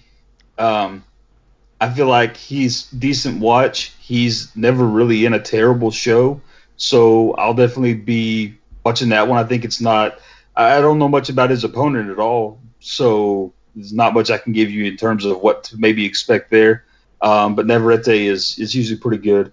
The Towering Inferno, Sebastian Fundora. I really the guy's just a freak of nature. So typically I usually enjoy watching him just because of the fucking spectacle of a 10-foot tall 154 pounder, you know. I mean, he's like a washing line, isn't he, Gabe? You imagine like hanging your knickers off his ears or something. He's so tall and he's like just rail thin, and you know, I don't know how he takes a punch. His neck looks really long and just like there's not much meat on him at all to speak of. And so seeing him fight is kind of an oddity. So I really, you know, and he's fun to watch. He's an action kind of guy. He's a guy that has that height and that range, but he's kind of like Paul Williams was in that he doesn't necessarily stick to the outside. He a lot of times he tries to get inside and make a fight of it. So typically he's fun to watch. Alberto Guevara, he's a guy that most of us have probably seen before, even if you don't realize it. His time is up. It's been up for a while. But you never count that dog out. I'm not even sure. There's no telling if that one will actually even be on the card. I mean, maybe under or preview like on the free Fox or free ESPN or some bullshit like that. Gabriel Flores is a guy coming up, so that could be worth watching. Really, all of it's kind of hit or miss to me. I mean, I'll watch just to see because of the place where a lot of these fighters are. They're on the come up. So it's all right, isn't it? The undercard, it's all right. It's not making you hard though, is it, Gabe? I mean, it's not getting you up for it, like. No, not really. Nah, not really at all.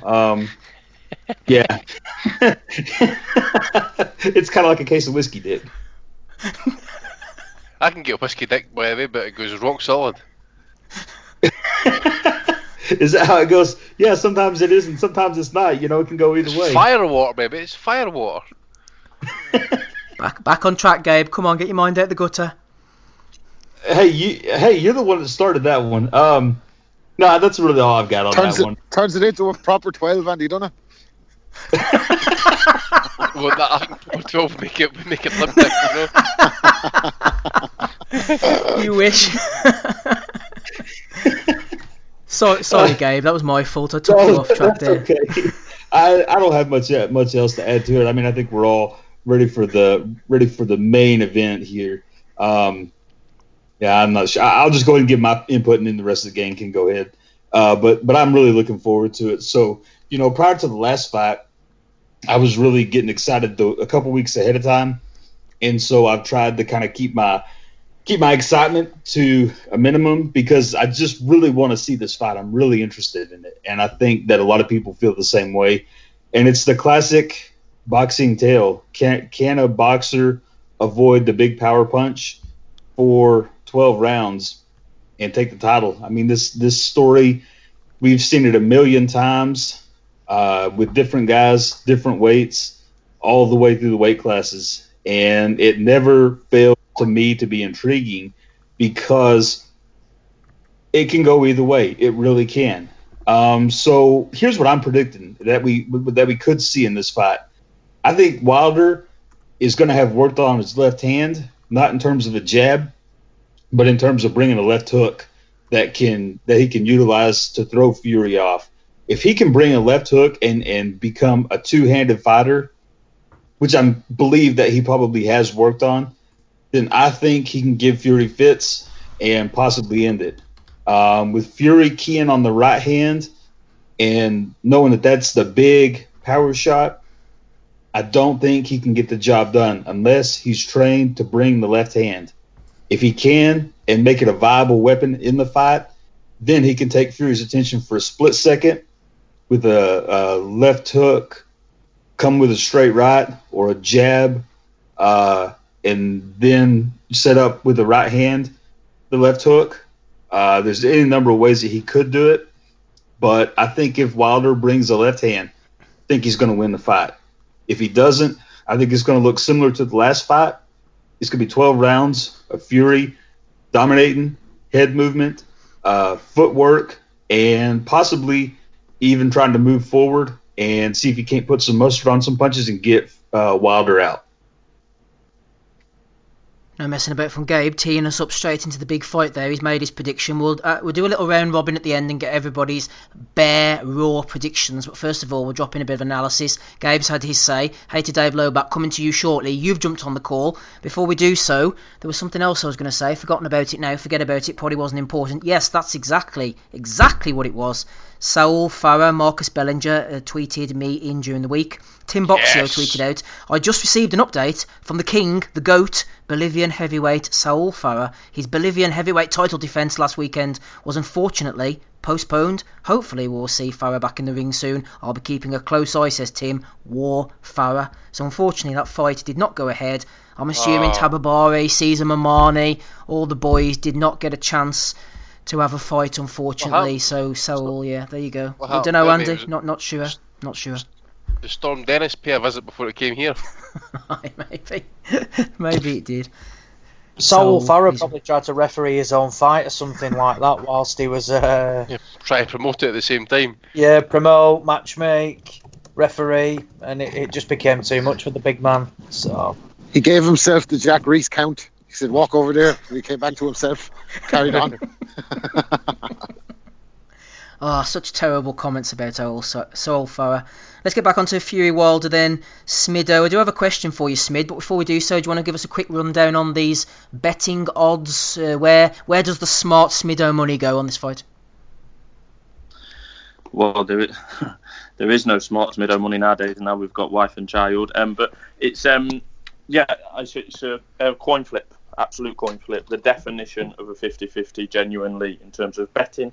You can get even money the Wilder, even money the Fury, so it is a genuine coin toss in terms of the betting. As you would expect, the method of victory betting would favour Wilder KO, which is about 11-8 and has shortened a little bit in recent days, or the Fury decision, which is 13-8, so just a little bit bigger.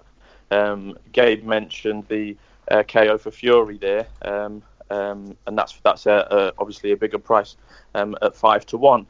If you fancied that one, I wouldn't put you off that, to be honest. From a betting perspective, 5-1 the Fury KO. Wilder on points, which wouldn't be completely out of the question given what we've seen last time with the cards, is an even bigger price at 11-1, and the draw's 25-1. There's a whole host of specials, round betting as normal.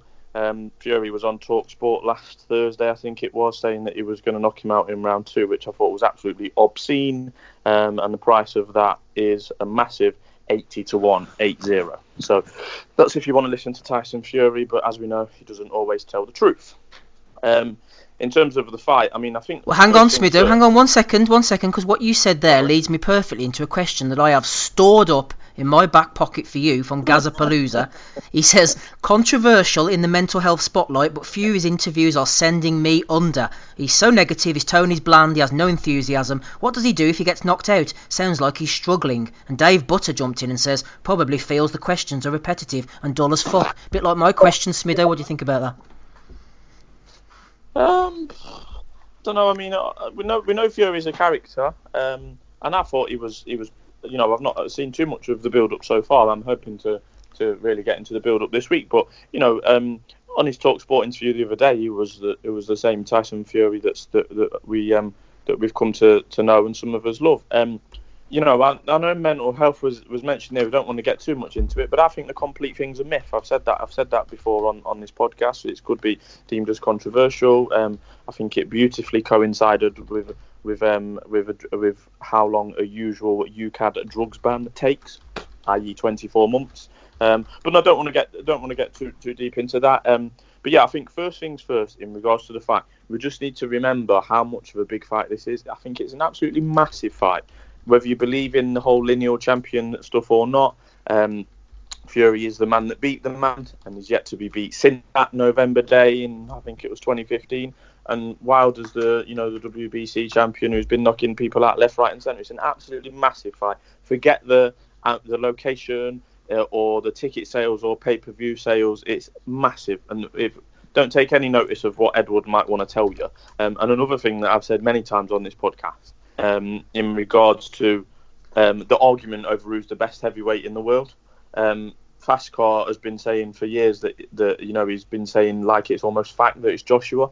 There's absolutely no way. There's no one walking this planet that can claim to be the best heavyweight in the world with legitimacy. Well, after this weekend, barring another draw, there is going to be a top dog in this heavyweight division for absolute sure. There's no doubt about it. Whoever wins this fight is the top dog in the division.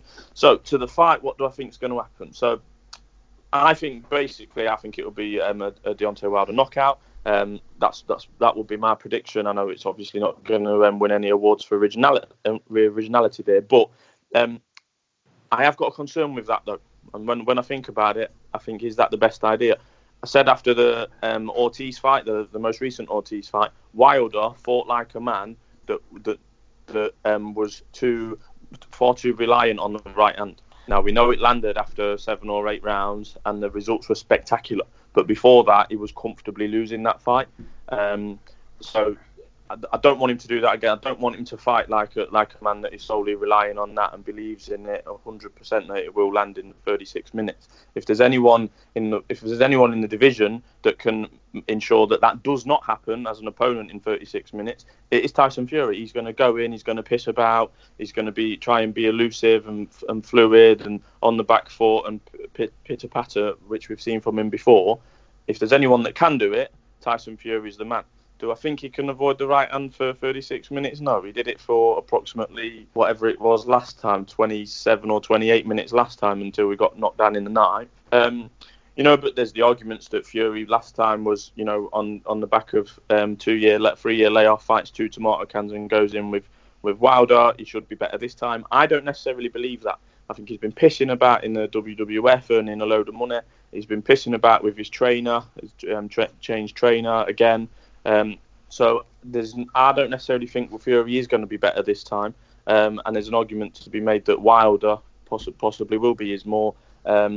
He's fought better opposition in the interim, of course. Fury hasn't looked brilliant in the interim. He got that cut against one of the unknown names last year. So I think there's definitely an argument that Wilder has improved, but has he come over reliant upon that detonator that is on his right hand? I hope not. As Gabe said, I think Wilder needs to be jabbing more. He needs to be busier, and I think that if he is busier and he is trying to set Fury up, rather than just waiting for the opening, he needs to create the opening. I think he will, and I think Wilder will win by knockout. There you go, Smitho has spoken. He needs to be busier, like Kevin Busier. Hey to Dave, you're on the call with us. Welcome, Dave. How you sounding? Feeling good? Feeling pumped? Feeling good. Feeling good indeed. Question coming for you, Dave, and you alone, from D-Dog over on patreon.com/Boxing Asylum. He says, Dave, I think Fury needs to do something different to win this time. Not just jab and move, because Wilder will catch him at some point. He needs to maybe try and hurt Wilder on the inside. Do something to earn his respect. What do you think, Dave? I think he should do that. I think he should try and put a stamp on Wilder earlier. I think he did shake up Wilder after being dropped in the very last seconds of the first fight. This fight, I mean, it's great. The first one delivered beyond expectations, and just knowing that this is the rematch, it's really impossible to live up to that first dramatic clash. So I'm expecting it to be not as good and probably more definitive. As for who it's definitive for, I'm not sure yet. To the question again, I think he could also do something different in holding more if the ref lets him get away with it. Holding and muscling around and working on the inside, yes, but not necessarily clean work, but kind of dirty stuff, Bernard Hopkins, Vlad stuff. I don't necessarily want to see this, obviously. Lets it be clean, makes it clean, but I think that's definitely a strategy Fury could employ more of, lay on Wilder. Wilder is a kind of a crazy man, though. If Fury comes out to hurt him, I don't think necessarily one punch and Wilder's hurt. I don't think that's going to deter him. He's going to come back into it. He's going to land his. He's going to try and land that big shot, just like he's done in other fights in which he's been hurt. Wilder's not really easily deterred, and he's got a pretty good chin, so it's not going to be as easy as just getting his respect early. I think he should look to stop Wilder in the middle rounds, because I think his gas tank went on him a little bit late in the fight. He got sloppier and he got touched. If he'd thrown more in the earlier rounds, sure, maybe he would have opened himself up to getting caught by Wilder. But in the first fight, he looked like he was in such control and couldn't be touched. Now, if he'd shown some of that offense then, when Wilder couldn't do anything, maybe he could have worn him down. Maybe he could have hurt him earlier and got him out of there. I actually think that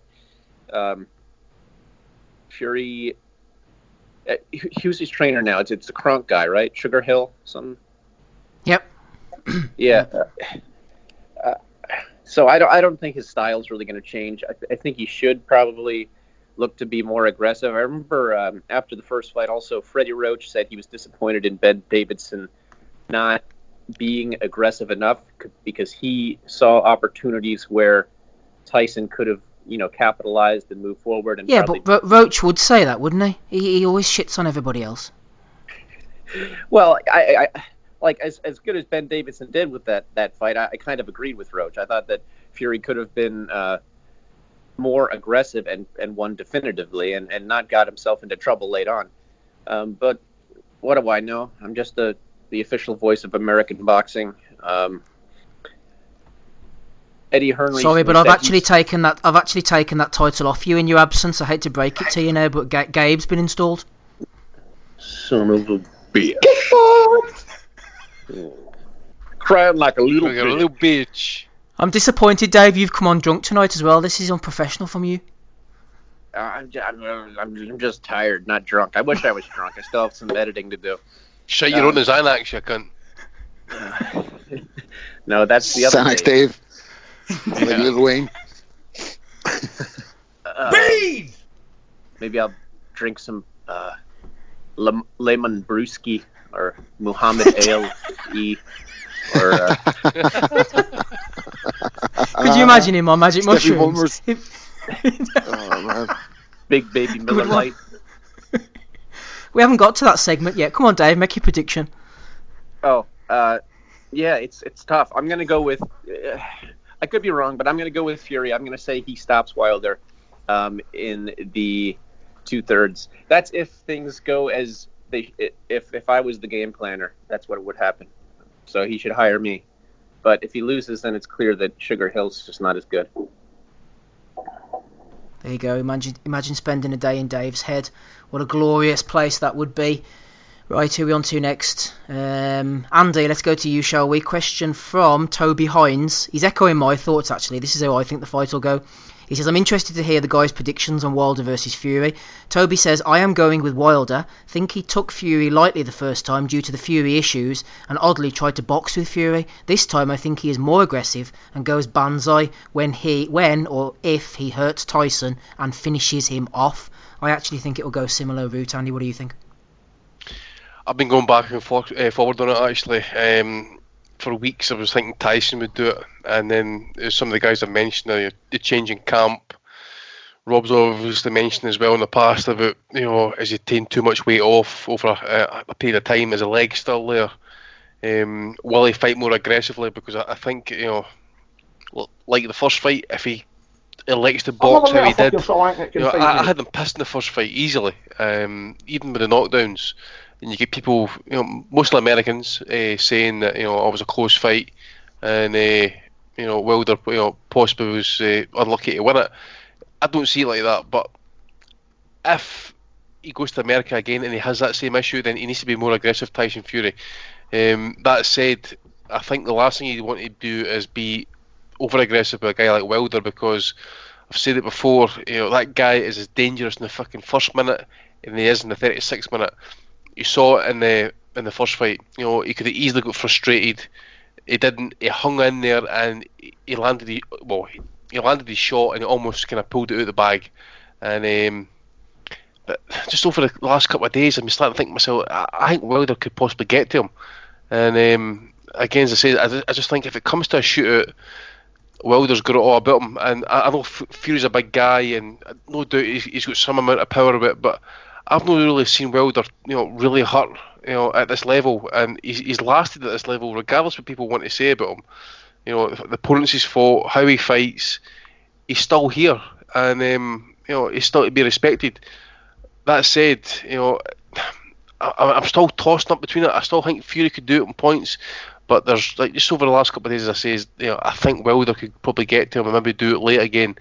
But I think if anybody needs to change their style a little bit, I think maybe Wilder, because probably Fury, but I think both maybe need to change their style a little bit. If Wilder goes more aggressive, he could definitely get a knockout early.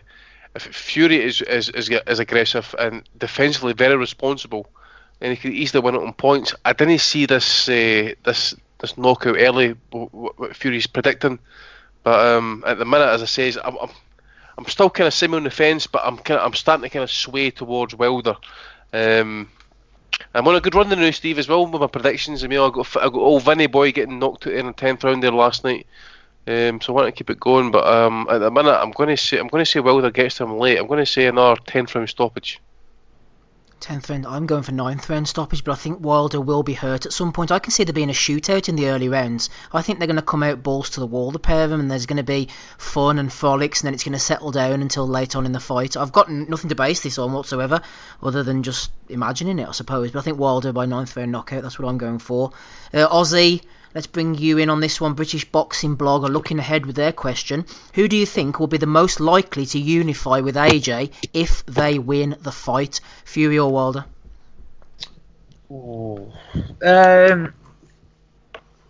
Tyson Fury. I think there's more of the urge and probably the will to make that fight. I think both are massive. Both have huge appeal. I would say that the Joshua Wilder fight would probably, if it doesn't go to Saudi, will probably happen in America, whereas Fury Joshua could quite easily happen, at Wembley, Twickenham, Tottenham Stadium. All likelihood, the Saudis will probably put up big money and take it over there, which will be a great shame, really, because it'd be one of the biggest fights probably in British boxing history, and it wouldn't happen on these shores. So it'd obviously be a great shame for that. But look, money talks, and I think either or, if the dough is there, they will take it. Likewise from Joshua's side as well. You would hope that, I think it's obvious that there's probably a rematch clause in for either or, particularly if Fury wins. So it wouldn't be a shock to see that third fight happen. What about the draw again, Ozzie? One of the guys was saying that in the chat earlier.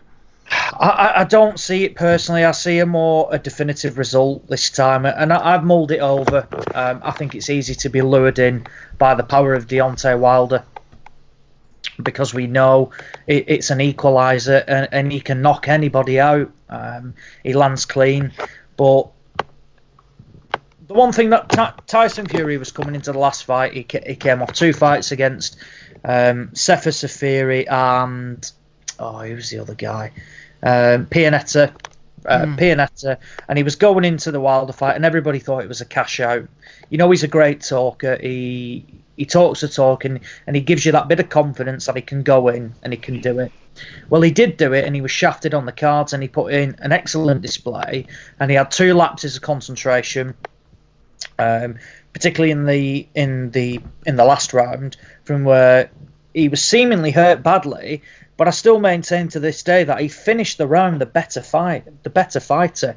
And I think he landed clean on Wilder. And I think he hurt Wilder a couple of times in that fight as well, and just never pushed on, because it was the clear tactic to box and move. You saw the panic and worry in Benavidez's face. When it got, like Wilder started to throw his shots.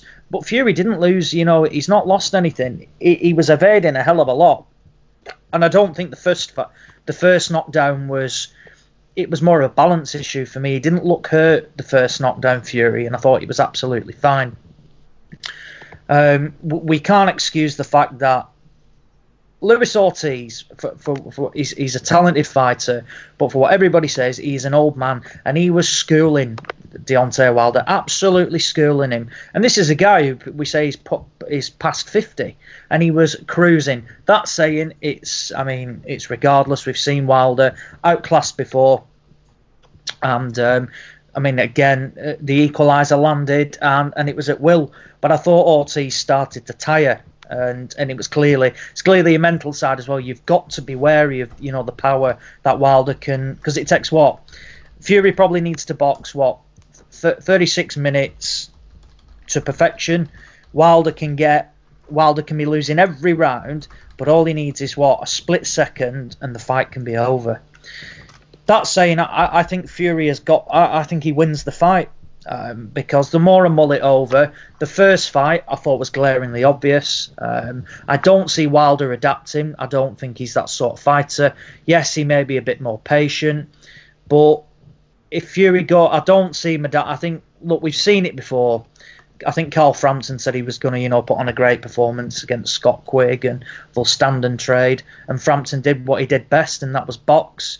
And I see Fury doing what he does best as well, and that's box. I don't see him changing up his style to look into trade with Wilder. I think he'll use his weight to his advantage more, because he's clearly the bigger guy. So he'll look to smother Wilder, get his weight on him, tire him out that way, because Wilder was gassed. And he's certainly tired. And I think, look, you've got a 19-stone bloke leaning all over you and things like that halfway through a fight. It's not easy to shove him off.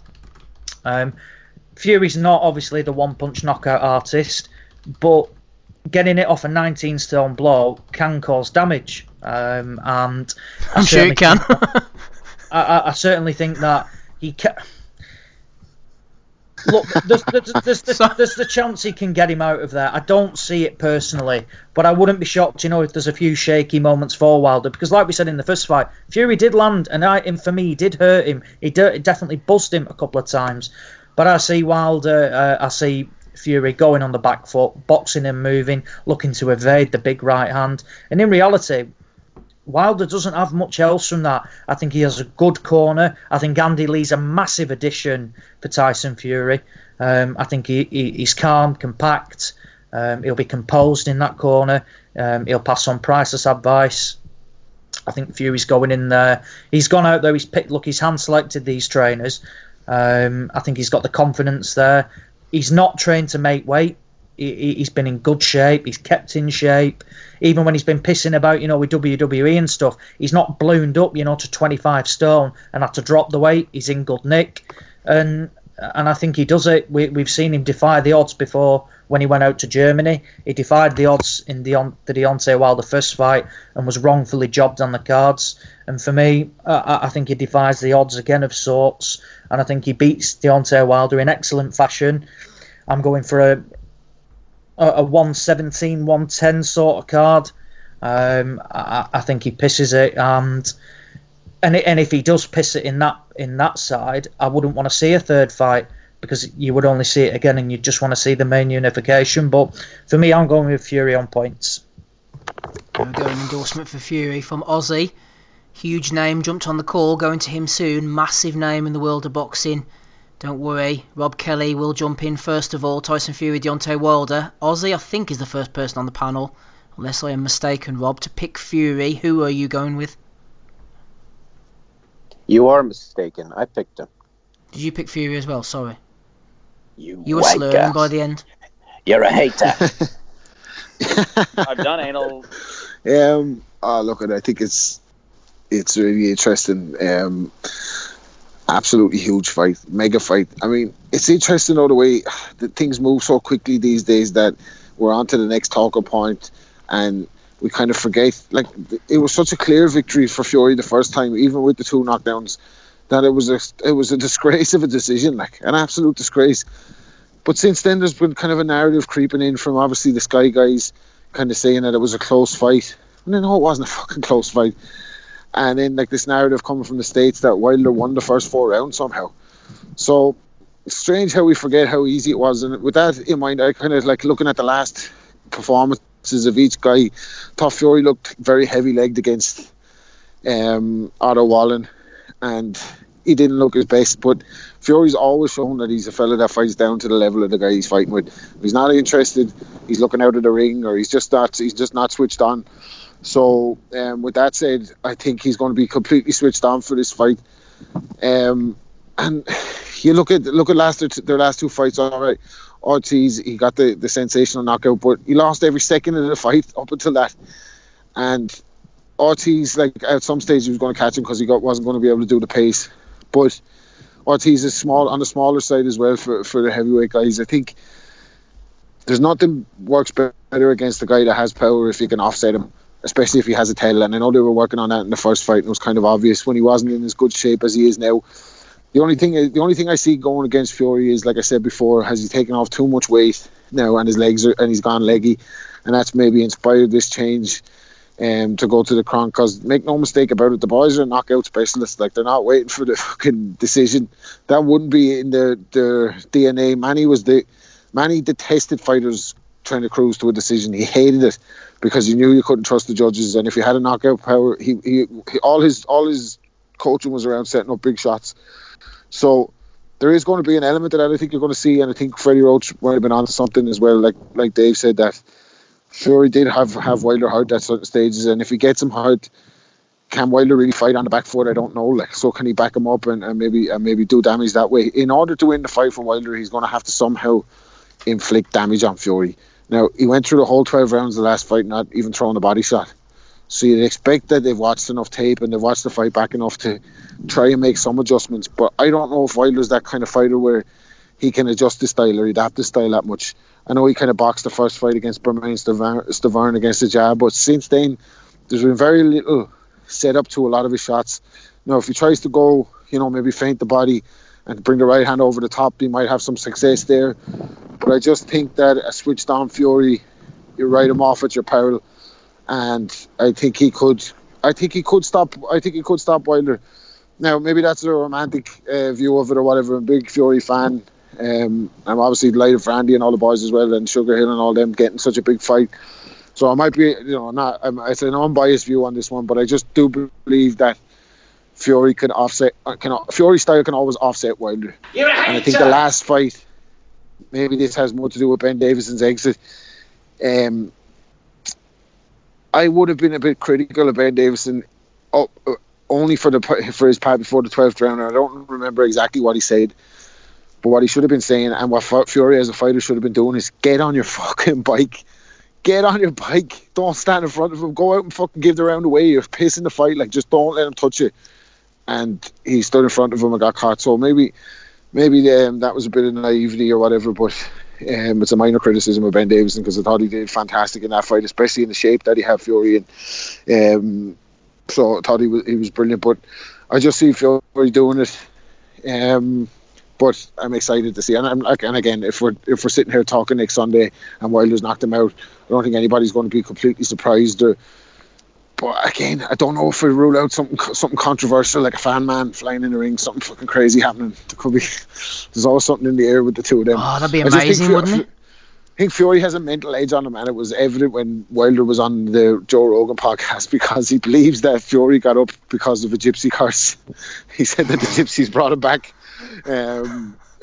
Using their magic powers to start doing spooky hand signals and everything and making noises. So Rogan was laughing at him, but I think he's kind of spooked by Fury a little bit, and he'll revert whatever kind of adjustments he's make. I think he's more likely to revert back to his old style of just trying to wait on the right hand, and it might not be there for him. Yeah, Tosh in the chat says. Oh, I was just about to say the same thing, Ozzie. Yeah, the referee and the judges. Does anybody know? Are you asking the same question as me? I've not seen anything who the referee is, or any of the judges. I would suspect that a UK judge is going to be going out there. You've probably got an American judge. Terry. Oh, I really hope not. I really hope not. But yeah, I've not seen anything. I'll have a quick look now. But one thing, while I'm looking, one thing I was going to say is just touching on people saying, like the best they've seen Wilder box was against Bermain Stiverne. But Big Bermain allowed him to do that because he's a big lump who essentially, was really in front of him, a big lump. Fury isn't that. He boxes and moves, and like I said, he's got the movement that can cause hell for Wilder. I mean, look, Gerald Washington was fucking outboxing him. I know the way the fight ended, but fuck me. This guy can get outboxed by pretty much anybody. And it's just a case of... Rob called it right. Fury will lower himself to the opponent. He will fight, but he's Sam Sexton, and it'll be a dire, shit 8-round thing from where, and then he'll finally wear him down and get rid of him.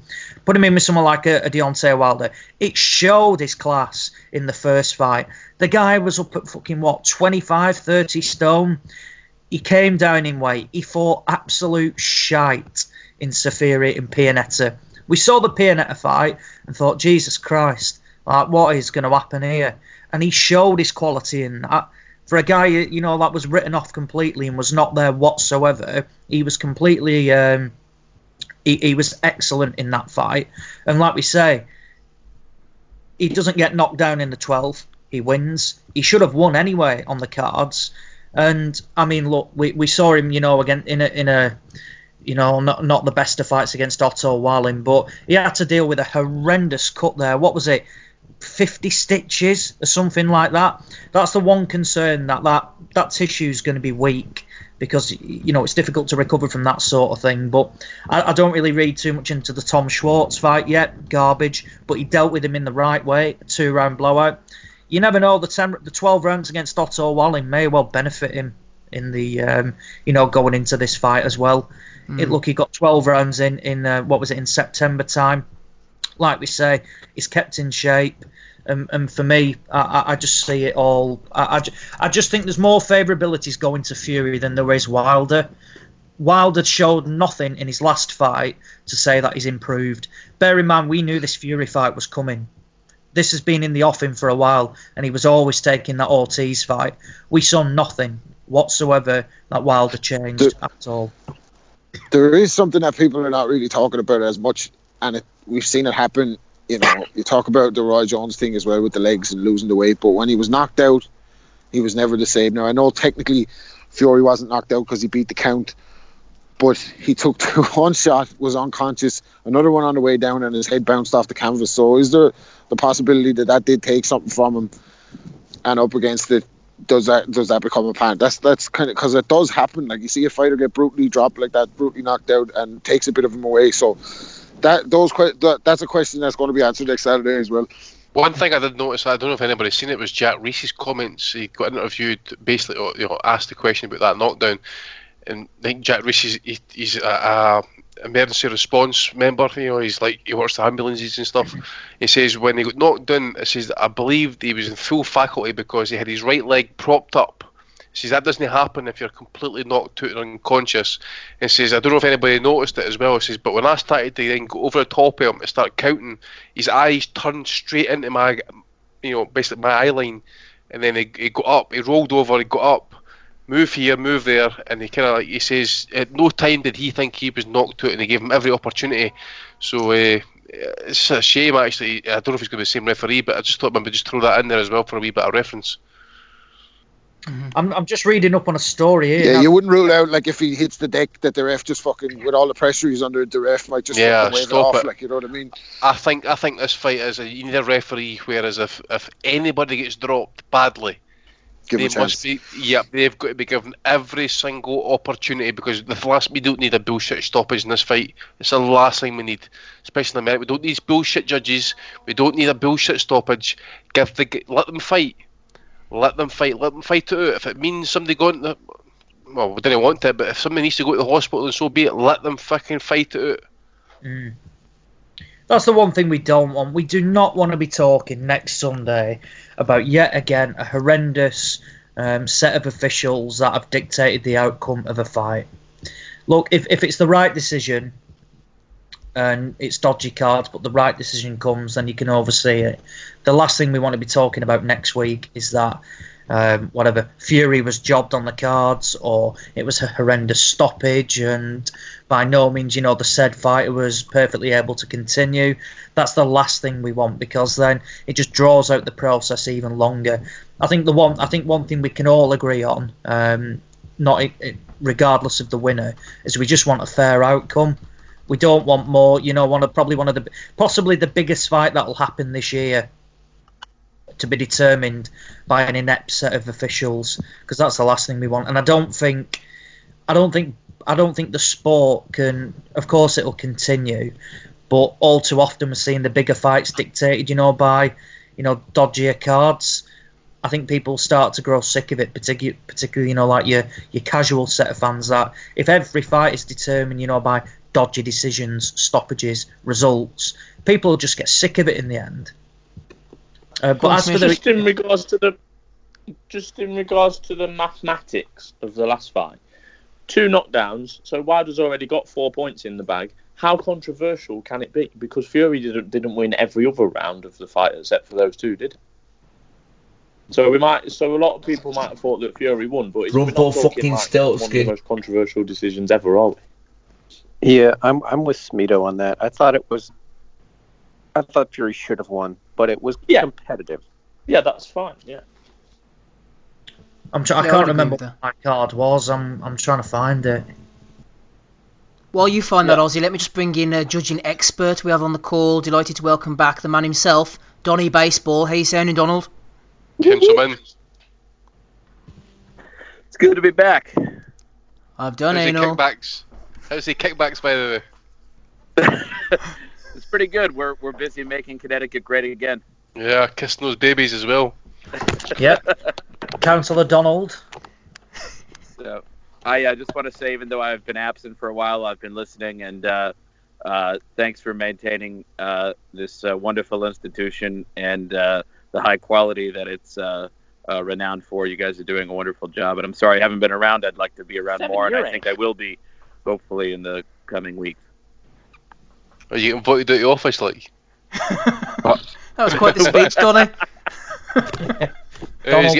He's getting ready for his. I'm not fucking leaving. He's getting ready to take his run at the presidency in about 70 years' time. Bernie Sanders getting. I say you get your speech here. You're getting ready to make a run at the presidency in about 70 years' time, like Bernie Sanders in his 80s and stuff like. Well, we're gonna make America Too likely the Me Too movement to come back and haunt him before he get that far. I can see the opponent's Operation U-Tree. Right, come on then, Donny. Pull your pants up and tell us about Wilder Fury. Well, it's funny. Rob kind of took what I was going to say right out. Right. It's almost like he was reading my mind. Because I'm thinking Wilder is going to take it on Saturday. Obviously, I'm looking forward to it. Biggest heavyweight fight of certainly in Las Vegas in the last probably since the Tyson era. And when we saw the first fight, we maybe didn't necessarily realize it at the time, but I think that knockdown, especially that last one, probably took something from Fury, and I think it showed when he fought Otto Wallen. Obviously Tom Schwartz, I think that was kind of a nothing fight. He was so outclassed that even, it didn't really tell us anything about where Fury was as a fighter. But the fact that he ended up going 12 rounds with that guy makes me wonder if, it took something from him. And I mean, yes, of course he looked great when he came back against Wilder, except for the, all the knockdowns. But we can't discount the fact that this man spent 3.5 or at least 3 years out of the ring doing hard drugs by his own admission.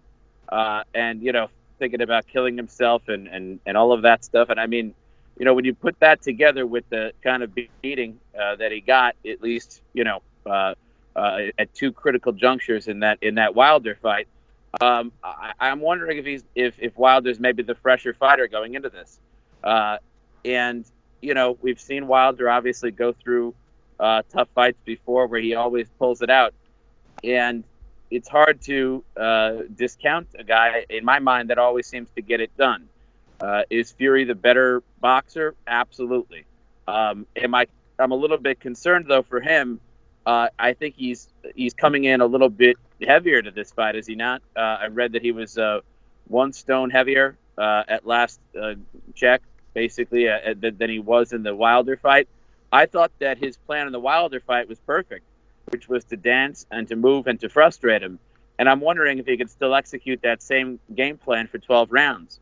If the plan is, as has been predicted by others, that perhaps maybe he wants to smother him and use his weight and lean on the ropes and be the bigger guy. In order to get inside and lean on somebody, you have to come in.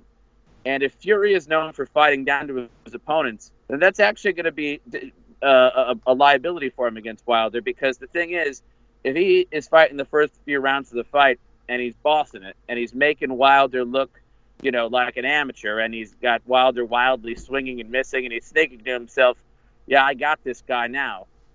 He's nothing. I can take him. I'm such a superior boxer. And if he switches off for that 1 second, because he does have the tendency to fight down to opponents, then that's the second that's going to end the fight. I think that Wilder is coming into the fight fresher. I also think the cut could be a problem. That was a brutal cut. In any other situation, if Fury wasn't the heavyweight, or at least had a claim to the heavyweight championship of the world, that he would have been stopped in that fight. And the fact that it was let to go on so long meant that he probably sustained even more tissue damage, just so that he could hang on to the title, and so that the Wilder Fury rematch could happen. Obviously, that's what everybody wanted, and the ref would have been strung up if he had ever stopped that fight. But I think if that is any other fight, and it wasn't Tyson Fury, and he didn't have a legitimate claim to the heavyweight championship of the world, he probably doesn't make it to round 12, because that fight would be stopped. And I'm wondering, if you've got a cut that's that bad, and it's not really that long ago, if you think about it, what's that going to mean for the fight? To me, when I look at every single factor that I think is a little bit questionable, I think all of those factors make me want to lean towards Wilder, even though I understand and completely acknowledge that he is the lesser boxer. But that's why we watch. and that's why I'll be watching, and that's why everyone will be watching on Saturday, because all of these unknowns make this a known quantity, and that I think we're going to get a great fight. Political answer from Donny there, sitting on the fence. As always, you've had questions in from James Windsor, Ted Barrett, Ryan Deal and Nathan Shaw, but guys, I'm going to park them till next week because we're just fast running out of time. It's coming up to 10 o'clock, we haven't done the Bellew of the Weeks yet. Before we do so, everybody, just a word from you, just a prediction, that's all I want. I know you've said it along the evening, but I wasn't really listening. I've forgotten what most people have said, to be honest with you. Starting from you, Smido, the winner and method of victory, please. Yeah, I've already said I think it'll be Wilder KO. I know I've covered a lot of bases, but I forgot to mention earlier, and I have said this before, Wilder is I know other people have mentioned it, Wilder is there to be hurt. I just don't think Tyson Fury is the man. I mean, we've seen Wilder hurt by Ortiz, possibly Fury in the last fight, going way back to the likes of Eric Molina. So, that's just covering that base as well. But I do think Wilder will win by KO, and I'm going a bit against the grain. I think it'll be within the first 6 rounds, to be honest with you. There you go, Smido. No messing about from him. From one Smith to another, Ozzie, what are you predicting? Fury on points. Fury on points for Ozzie. Gabriel, winner, method of victory? Fury KO inside 6. Wow, there you go. No messing from Gabe. Big call. Fucking hell. You're bringing all the smoke. Aggressive. Wilder's going to come in aggressive.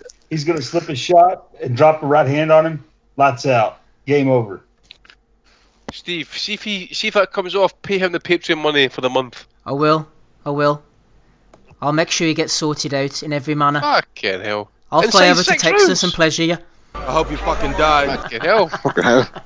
Jesus Christ, Steve. We must have a lot of Patreon subscribers. What do you get Ben Farouk a video with that one? Exclusive. It's another little shit video. Be safe indeed. Right, David, who are you going for? Tyson Fury, TKO 9. That's Bob Holmes' prediction. I'm going for Wilder TKO 9 or KO 9. So that's my prediction if anybody cares. Andy? Wilder stoppage 10. Yeah, another Wilder stoppage. Robert? Fury, not sure, not entirely convinced on method of victory, but Fury. And finally to you, Donald. Wilder KO 11. There you go, Wilder KO 11. I think slightly more people favour. It might have been 4-4 actually. I'm not going back over it again. Right, before we go on to Bellew of the Week, I'm going to mention a couple of shows, but we're running short on time, so we aren't going to be able to dwell on them. Golden Contract next Friday evening, lightweights and super lightweights, and the featherweights are in action. Featherweights consist of Tyrone McCullough, James Dickens, Lee Wood, Ryan Walsh. Up at super lightweight, O'Hara Davis, Tyrone McKenna and Mohamed Mimoun. Oh, and Jeff Ofori as well. Sorry, Jeff, nearly forgot about you. Looking forward to that Friday night on YouTube. And next Saturday night as well, the rematch everybody's been waiting for. After their first draw, Brad Foster and Lucian Reid go back in for the British Super Bantamweight title. Cody Davis against Umar Sadiq, decent fight on the undercard. Dennis McCann, Muhammad Ali, no less. Ryan Garner, a few other people as well on the undercard. Like I said, can't really dwell on that. I don't think we'll have time to get to Ryan Deal's question, unfortunately, about old dark fruit darts tonight. I think we'll leave that till next week. Let's go on to Bellew of the Weeks and everybody for episode 360. Some people might drop off, but as of right now, we have Donny, Rob, Dave, Gabe, Ozzie, Adam, Andy, and me, Steve. So there's quite a heavy panel. First nomination comes in for David Diamante. He was heaping the praise on Dorian Darch last week. You fought Ian Lewison, Hughie Fury, Anthony Joshua, Eddie Chambers, Daniel Dubois, Nick Webb, Simon Vallily, Tom Little, Alex Dickinson, Dave Allen. That's one hell of a CV, lot to be proud of, says David Diamante, giving him the props for that. Steffi Bull got nominated for some homophobic tweets, I'll not read them out, no time. Guillermo Quitando has nominated BCR Hip Hop Magazine for saying that Andy Ruiz is too slow for Bryant Jennings. Wow. Jed Klima, good nomination from him for Canelo. Canelo took a photo of himself standing in front of an upright broom. Bellew of the Week, says Jed. Bored Guar bastard has nothing better to do with his time than marvel at standing a fucking brush on its head. Give me your millions, son. I'll be knacker deep in 2 Russian gymnasts within the hour, snorting beak through a Pringles tube. So he thinks, as Alan Partridge would say, you're wasting your life, Canelo. You're wasting your life.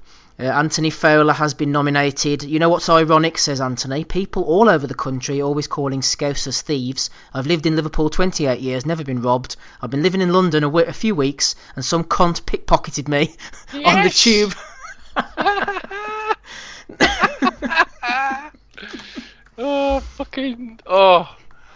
If there's poetic justice and there's a lord on this fucking earth, he delivered. And he was in visitation of London that day, by the way. Oh, Tony Fowler, fucking tremendous shit. Getting pickpocketed off a wee fucking hood rat. That's brilliant. There's another nomination coming for Tony soon. It'd be amazing if he dipped the wallet and just left a wee fucking wrapped up shit in his pocket for good measure, eh? Bit of CBD. Oh. The two kids off Peep Show running around with a case full of CBD and a wallet and a mobile phone. Oh dear. Josh Taylor and Regis Prograde had a bit of a back and forward this week. Taylor said, "I with your head, you wee tadger. Just you get it." And then Rougarou jumped back in. "Lol, good one. Don't judge at the weigh-ins. By the way, I'm leaving Colombia. Need me to get you something while I'm here. I heard you like that white girl." Bit of a controversial back and forward between the two of them. I'll be honest with you. It was nominated. I have no idea what either of them are talking about. Any light on this back and forward, Andy, between Taylor and Prograde? That just stems from the fight, mate, basically. I'm not a hater. Fuck off. It just stems from the old fight and that, innit? It's a close competitive fight. There's a bit of verbals back and forward and stuff like that. It's just how it is and that, eh? Josh gets in about him, talking shit. He talks shit back. That's all it is, really. Go ahead, Ozzie. You're a hater. Nothing for me. I'm sorry, I've just left myself unmuted. Yeah, you're fucking hole, you did. He's unmuted himself just in time.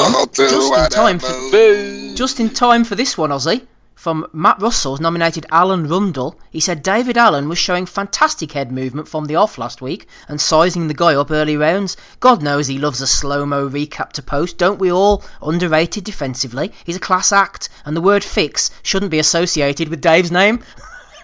Do it for fans. That's a disgrace. An absolute disgrace. Ozzie's trying to... The only time... Ozzie's trying to summon every fucking muster of dignity he can get there, by the way. He's like, The only time Dave Allen shows head movement is when his head is getting snapped back on the end of a jab or an uppercut or a left hook or right hand down the pipe. He's got great head movement then backwards. Who's this 15-year-old, by the way? I've seen some comment about a 15-year-old on Twitter. What the fuck's all that about? I never read much into it. What's all this about? I've no idea, but I'll tell you one thing, Andy. Jason Chukwu's woken up. He said apparently in relation to the Taylor Prograde back and forward, the white girl is a bit of cocaine, which Prograde is insinuating Taylor is a fan of. So that's where that's coming from. You knew what it was, Chukwu. It's that white girl, Christina Aguilera. Make a wee bit of toot. Here, boys, let's move on to the next one. Rob, this is for you. Prime Tyke Myson tagged me in on this one. One-time Wakinio fighting over in Tanzania with a wooden oak canvas. Man, the fucking gym. Oh, man, it looked like the gym out of Grange Hill or something. Like the boys are going to roll in afterwards. Boom, boom, boom. Oh, fucking hell, man. Unbelievable. Oh, it was a cracker. This is the good one. I'm actually liking this nomination here. This is a sleeper from Isaac Chamberlain. We know the guy's deluded, but Isaac tweeted out this week, everything is God's plan. Signed a long-term deal with Channel 5 and Mick Hennessy. So, God, you think he would be pretty busy, wouldn't you, with like famine and wars and stuff, but apparently high up on his priority list is brokering a deal between Isaac Chamberlain and Channel 5 and Big Mick here. And Isaac went on to say, my next 2 fights are on March the 28th. So, I don't know, is he fighting twice on one night or something? At the Sky Dome Arena. 2.9 million viewers are going to get very familiar with watching this face. Watching it what? Getting smashed to bits. This is one of the most deluded guys in boxing, Isaac Chamberlain. Good old nomination for him there, Andy. Maybe that could be a sleeper one for you. Yeah, possibly, but I'm sitting here with quite a few of them myself. But it's a weird move. Do you think so? Well, I mean, it's God's plan. You can't argue with God's plan, can you? You got in there, sorted it out for Isaac, as you do with Big Mick. Everything for a reason, the Book of Isaac. Exactly, Book of Isaiah. Greg Cross has nominated little Javonta, threatening to kill the fans. Some fan was having a go at Javonta, and apparently this fan had all these hashtags, didn't he, in his bio? RIP so-and-so, RIP this, and Javonta said, relax before yo be in your bio with the rest of your homies, and then an upside-down smiley face. Javonta getting stuck in there. Iron Fisted Champion has nominated Clarissa T-Rex Shields. Clarissa tweeted out, so excited to announce the Gwoat Camp in the UK. I'll be teaching 2-hour classes a day at fee $50, ages 8 and up. Cash App, $sign Gwoat Camp with your name and payment. I'll put that in the chat later. I'm sure everyone will be wanting to get onto that. Can't wait to teach some of my skills and tricks to everyone. Come along, Rob, to the Gwoat Camp. Yeah, no, apparently it's intense training. You get put in a scenario where you face your opponent and then someone teaches you to run up and hit their trainer from behind. It's going to be good.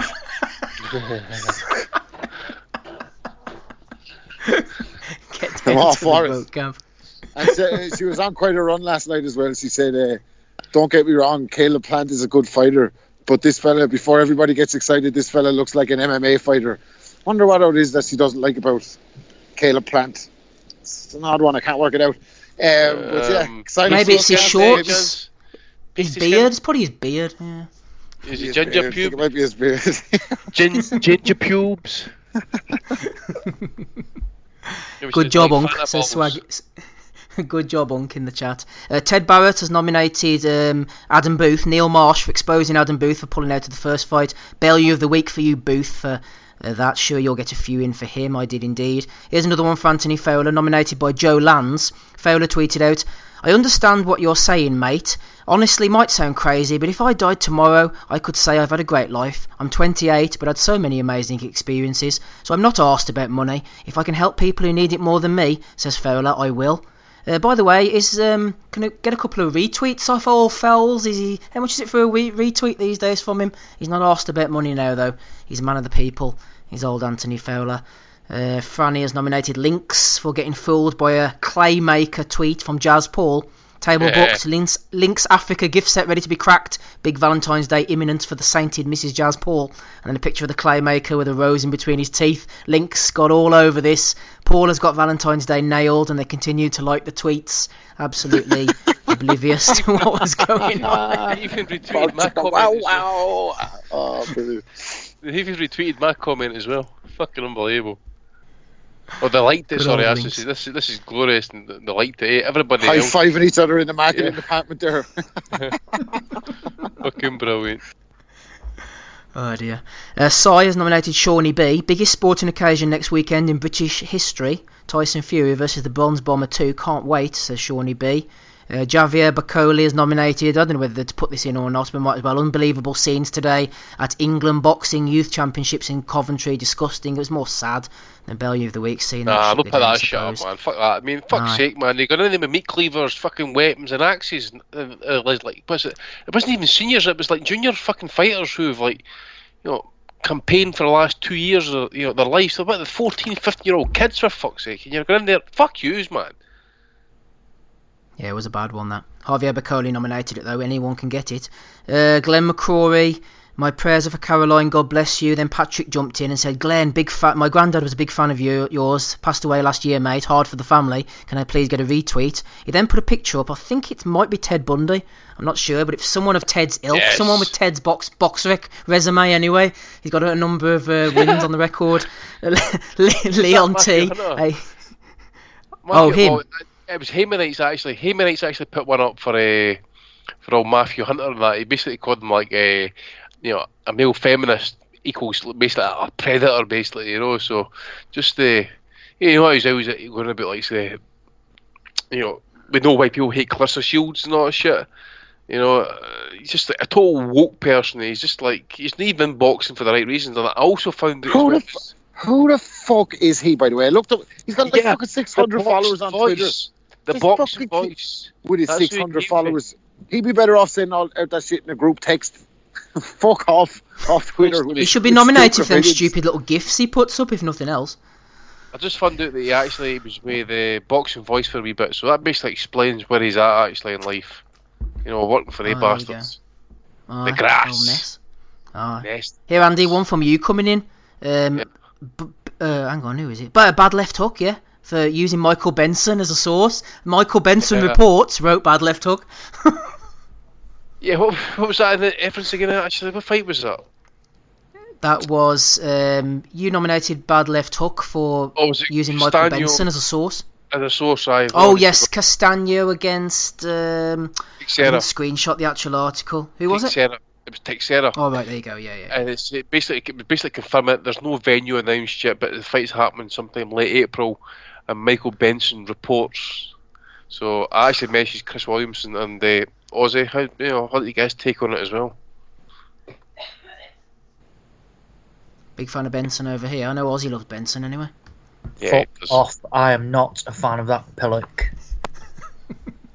He's a fraud, and now he's getting referenced in fucking articles saying he reports like he broke the news. There we go. He'll get found out eventually. And I'm not too sure. Let's just say we won't be here to pick up the pieces from him, and we certainly won't be waving him a goodbye. Pillock. Pat on the back for Benson there. Last couple for me before we bring the guys in. Declan Graffin has nominated Andrew Mearing. Eddie Hearn put up a list of fights, a dream card that he would like to make. Andrew said, Eddie, how much would this pay-per-view card cost? Seriously, got to be looking at £125. Declan Graffin says nomination for Andrew, asking Eddie to make this pay-per-view at least £125. And that, gentlemen, is all the ones that I've got this week. Andy, I know you're raring to go with a few. Jump in now. PBC. I don't know if you've seen it last night, but they put the big three belt holders on display on a caption. So you got David Benavidez WBC, Callum Smith the Panamanian title, and Khalid Plant IBF. But at the bottom of the amendment, Saul Alvarez is the Panamanian regular champion. There's no mention of Billy Joe Saunders. So I like that big three belt holders, but they had to mention Canelo. You can't kind of like sanction off a big payday like that. So you got to keep Canelo kind of basically mentioned there. It's not a boxing one, but UFC for presenting Holly Holm with a fucking jacket for passing 50 USADA drug tests without any issues. I thought that was pretty fucking. That's one of your jobs, by the way. Stay clean, but get a fucking jacket for passing tests. That was shit. What? Yeah. Give her a jacket for passing. What? 50 consecutive tests, wasn't it?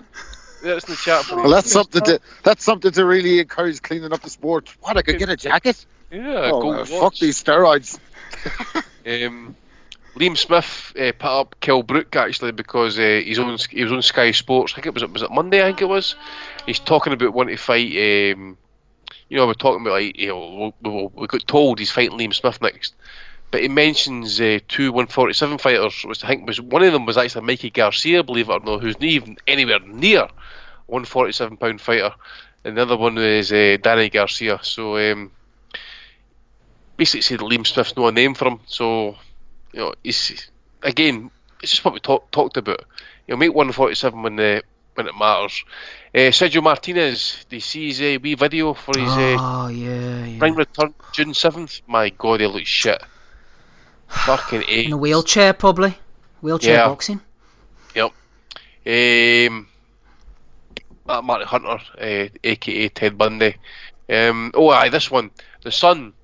They basically said with this headline, Dillian White forced into fight against Alexander Povetkin after Andy Ruiz dodges Brit to face aging Luis Ortiz.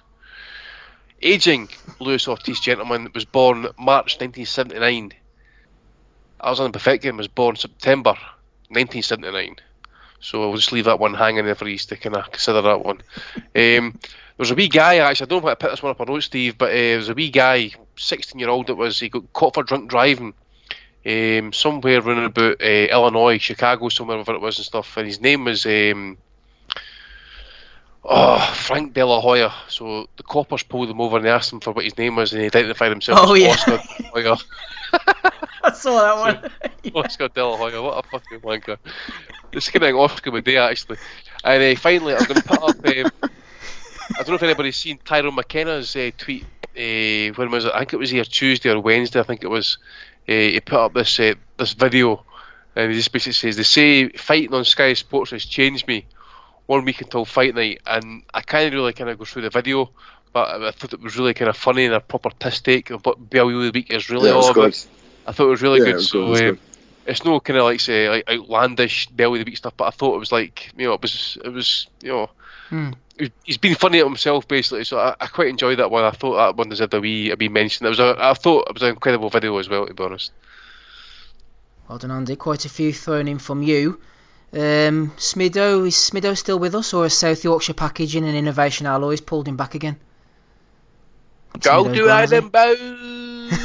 We've lost him. Lost. Hey to Dave Loback as well, unfortunately. There's Rob getting cast away. Any nominations from you, Rob?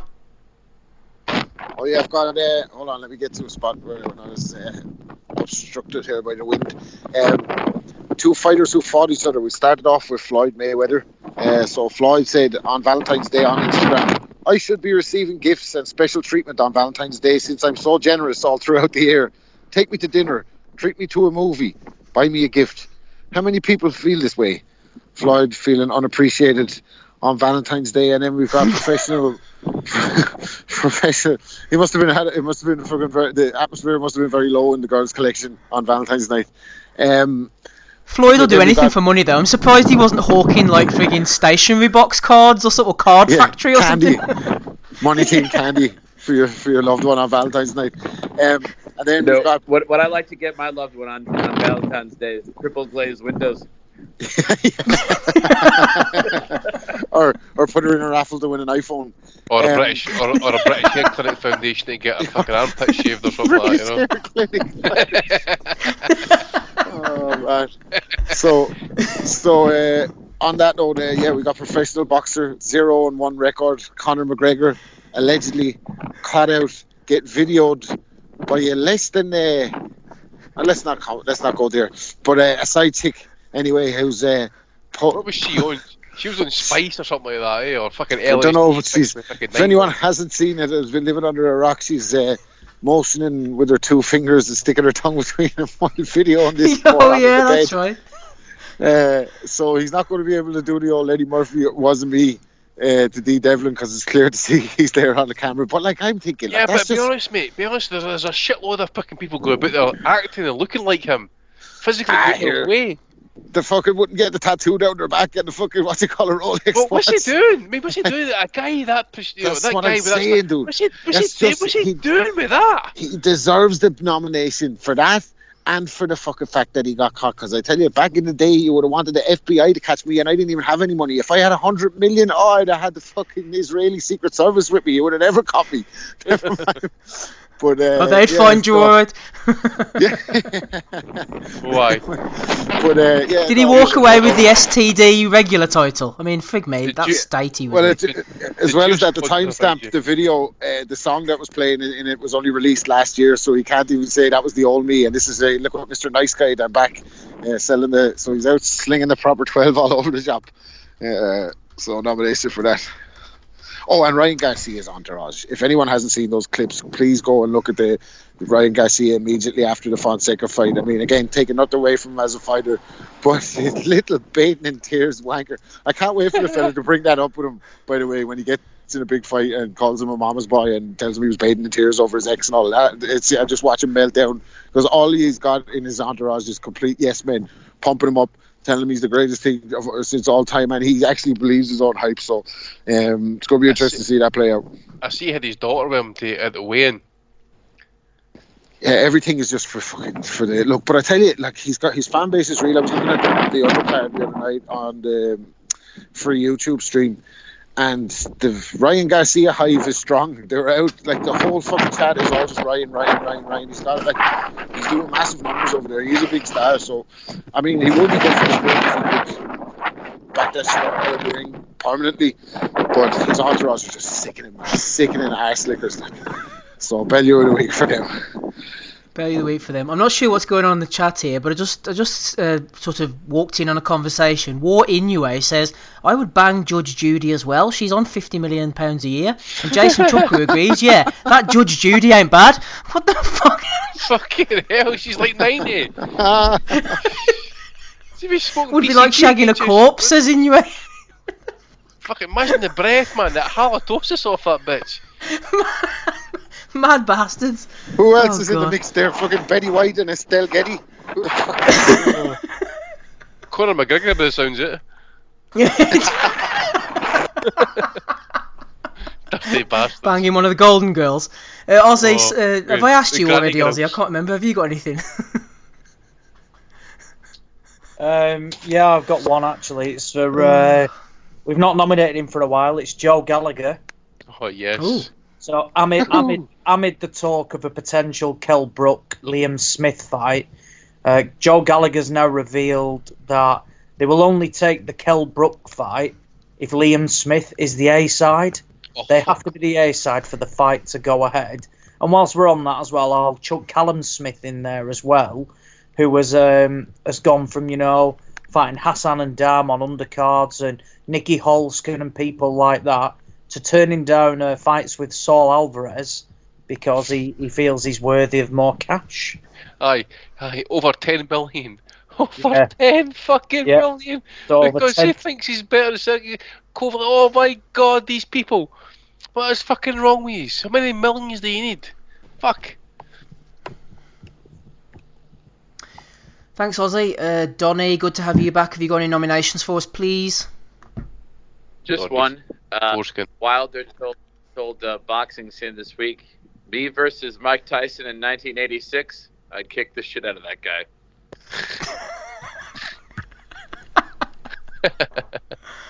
Oh dear. I tell you what, it's been a strong week this week, Andy. There's been some crackers, hasn't there? Oh, it's been Brilliant. chaos, man. And the thing is, it's been weak boxing wise, but the sport always delivers, and that's why we keep delivering every week. Jason Chuckery's gone up a level now. He's asking if anyone would bang Oprah. Well, as black man.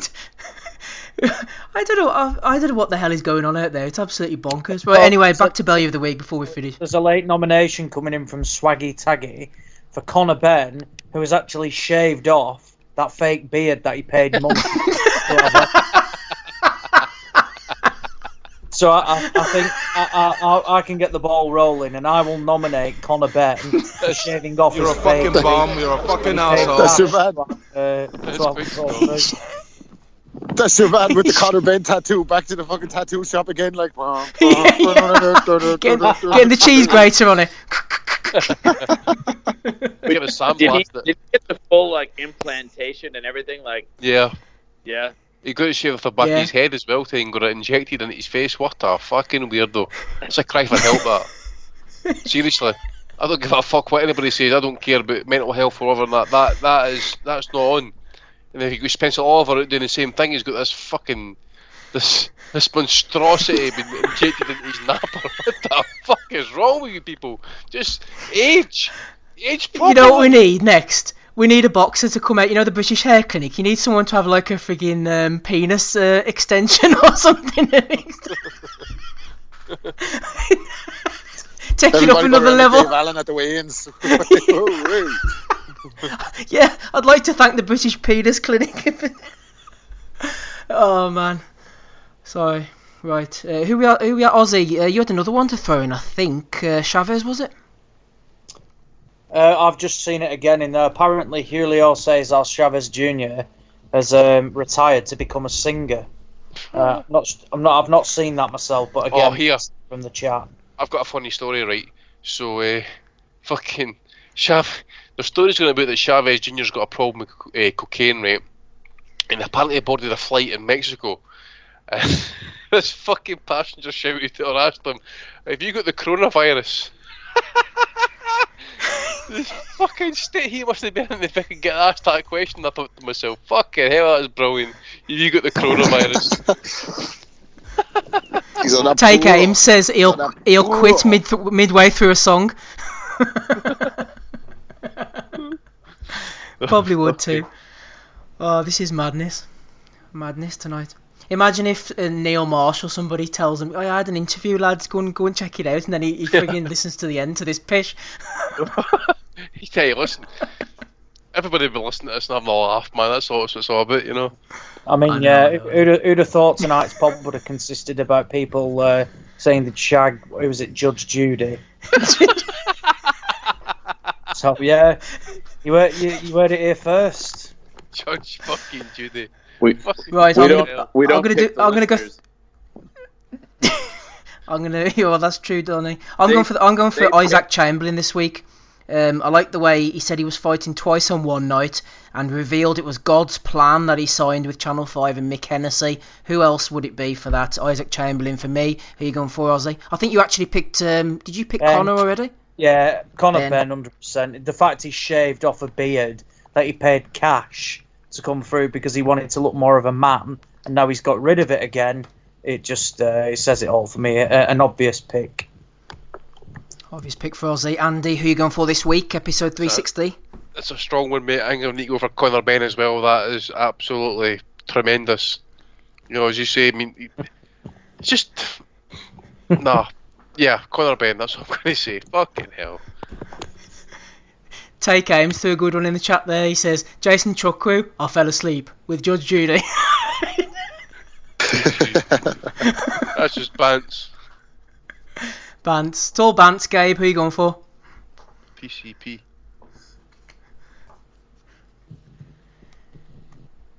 Gabriel? Is he there? No? He's with Judge Judy. Rob? Who are you going for, Rob? In a bad week for the Connors, Conor Ben slightly edging out McGregor, but like, even though, because if McGregor was fully in our sport, it'd have to be him. How the fuck did he let that happen? Like, but yeah, Conor Ben for the Velcro beard. Looks like it's going to be pretty unanimous. Donald, who are you going for? Well, I would go for Conor Ben, but I have to say that I think he might. Jason Chukwu might win it this week for saying he'd fuck Judge Judy. He'd probably give her the Tony the Tiger, you know, like break her hip, you know.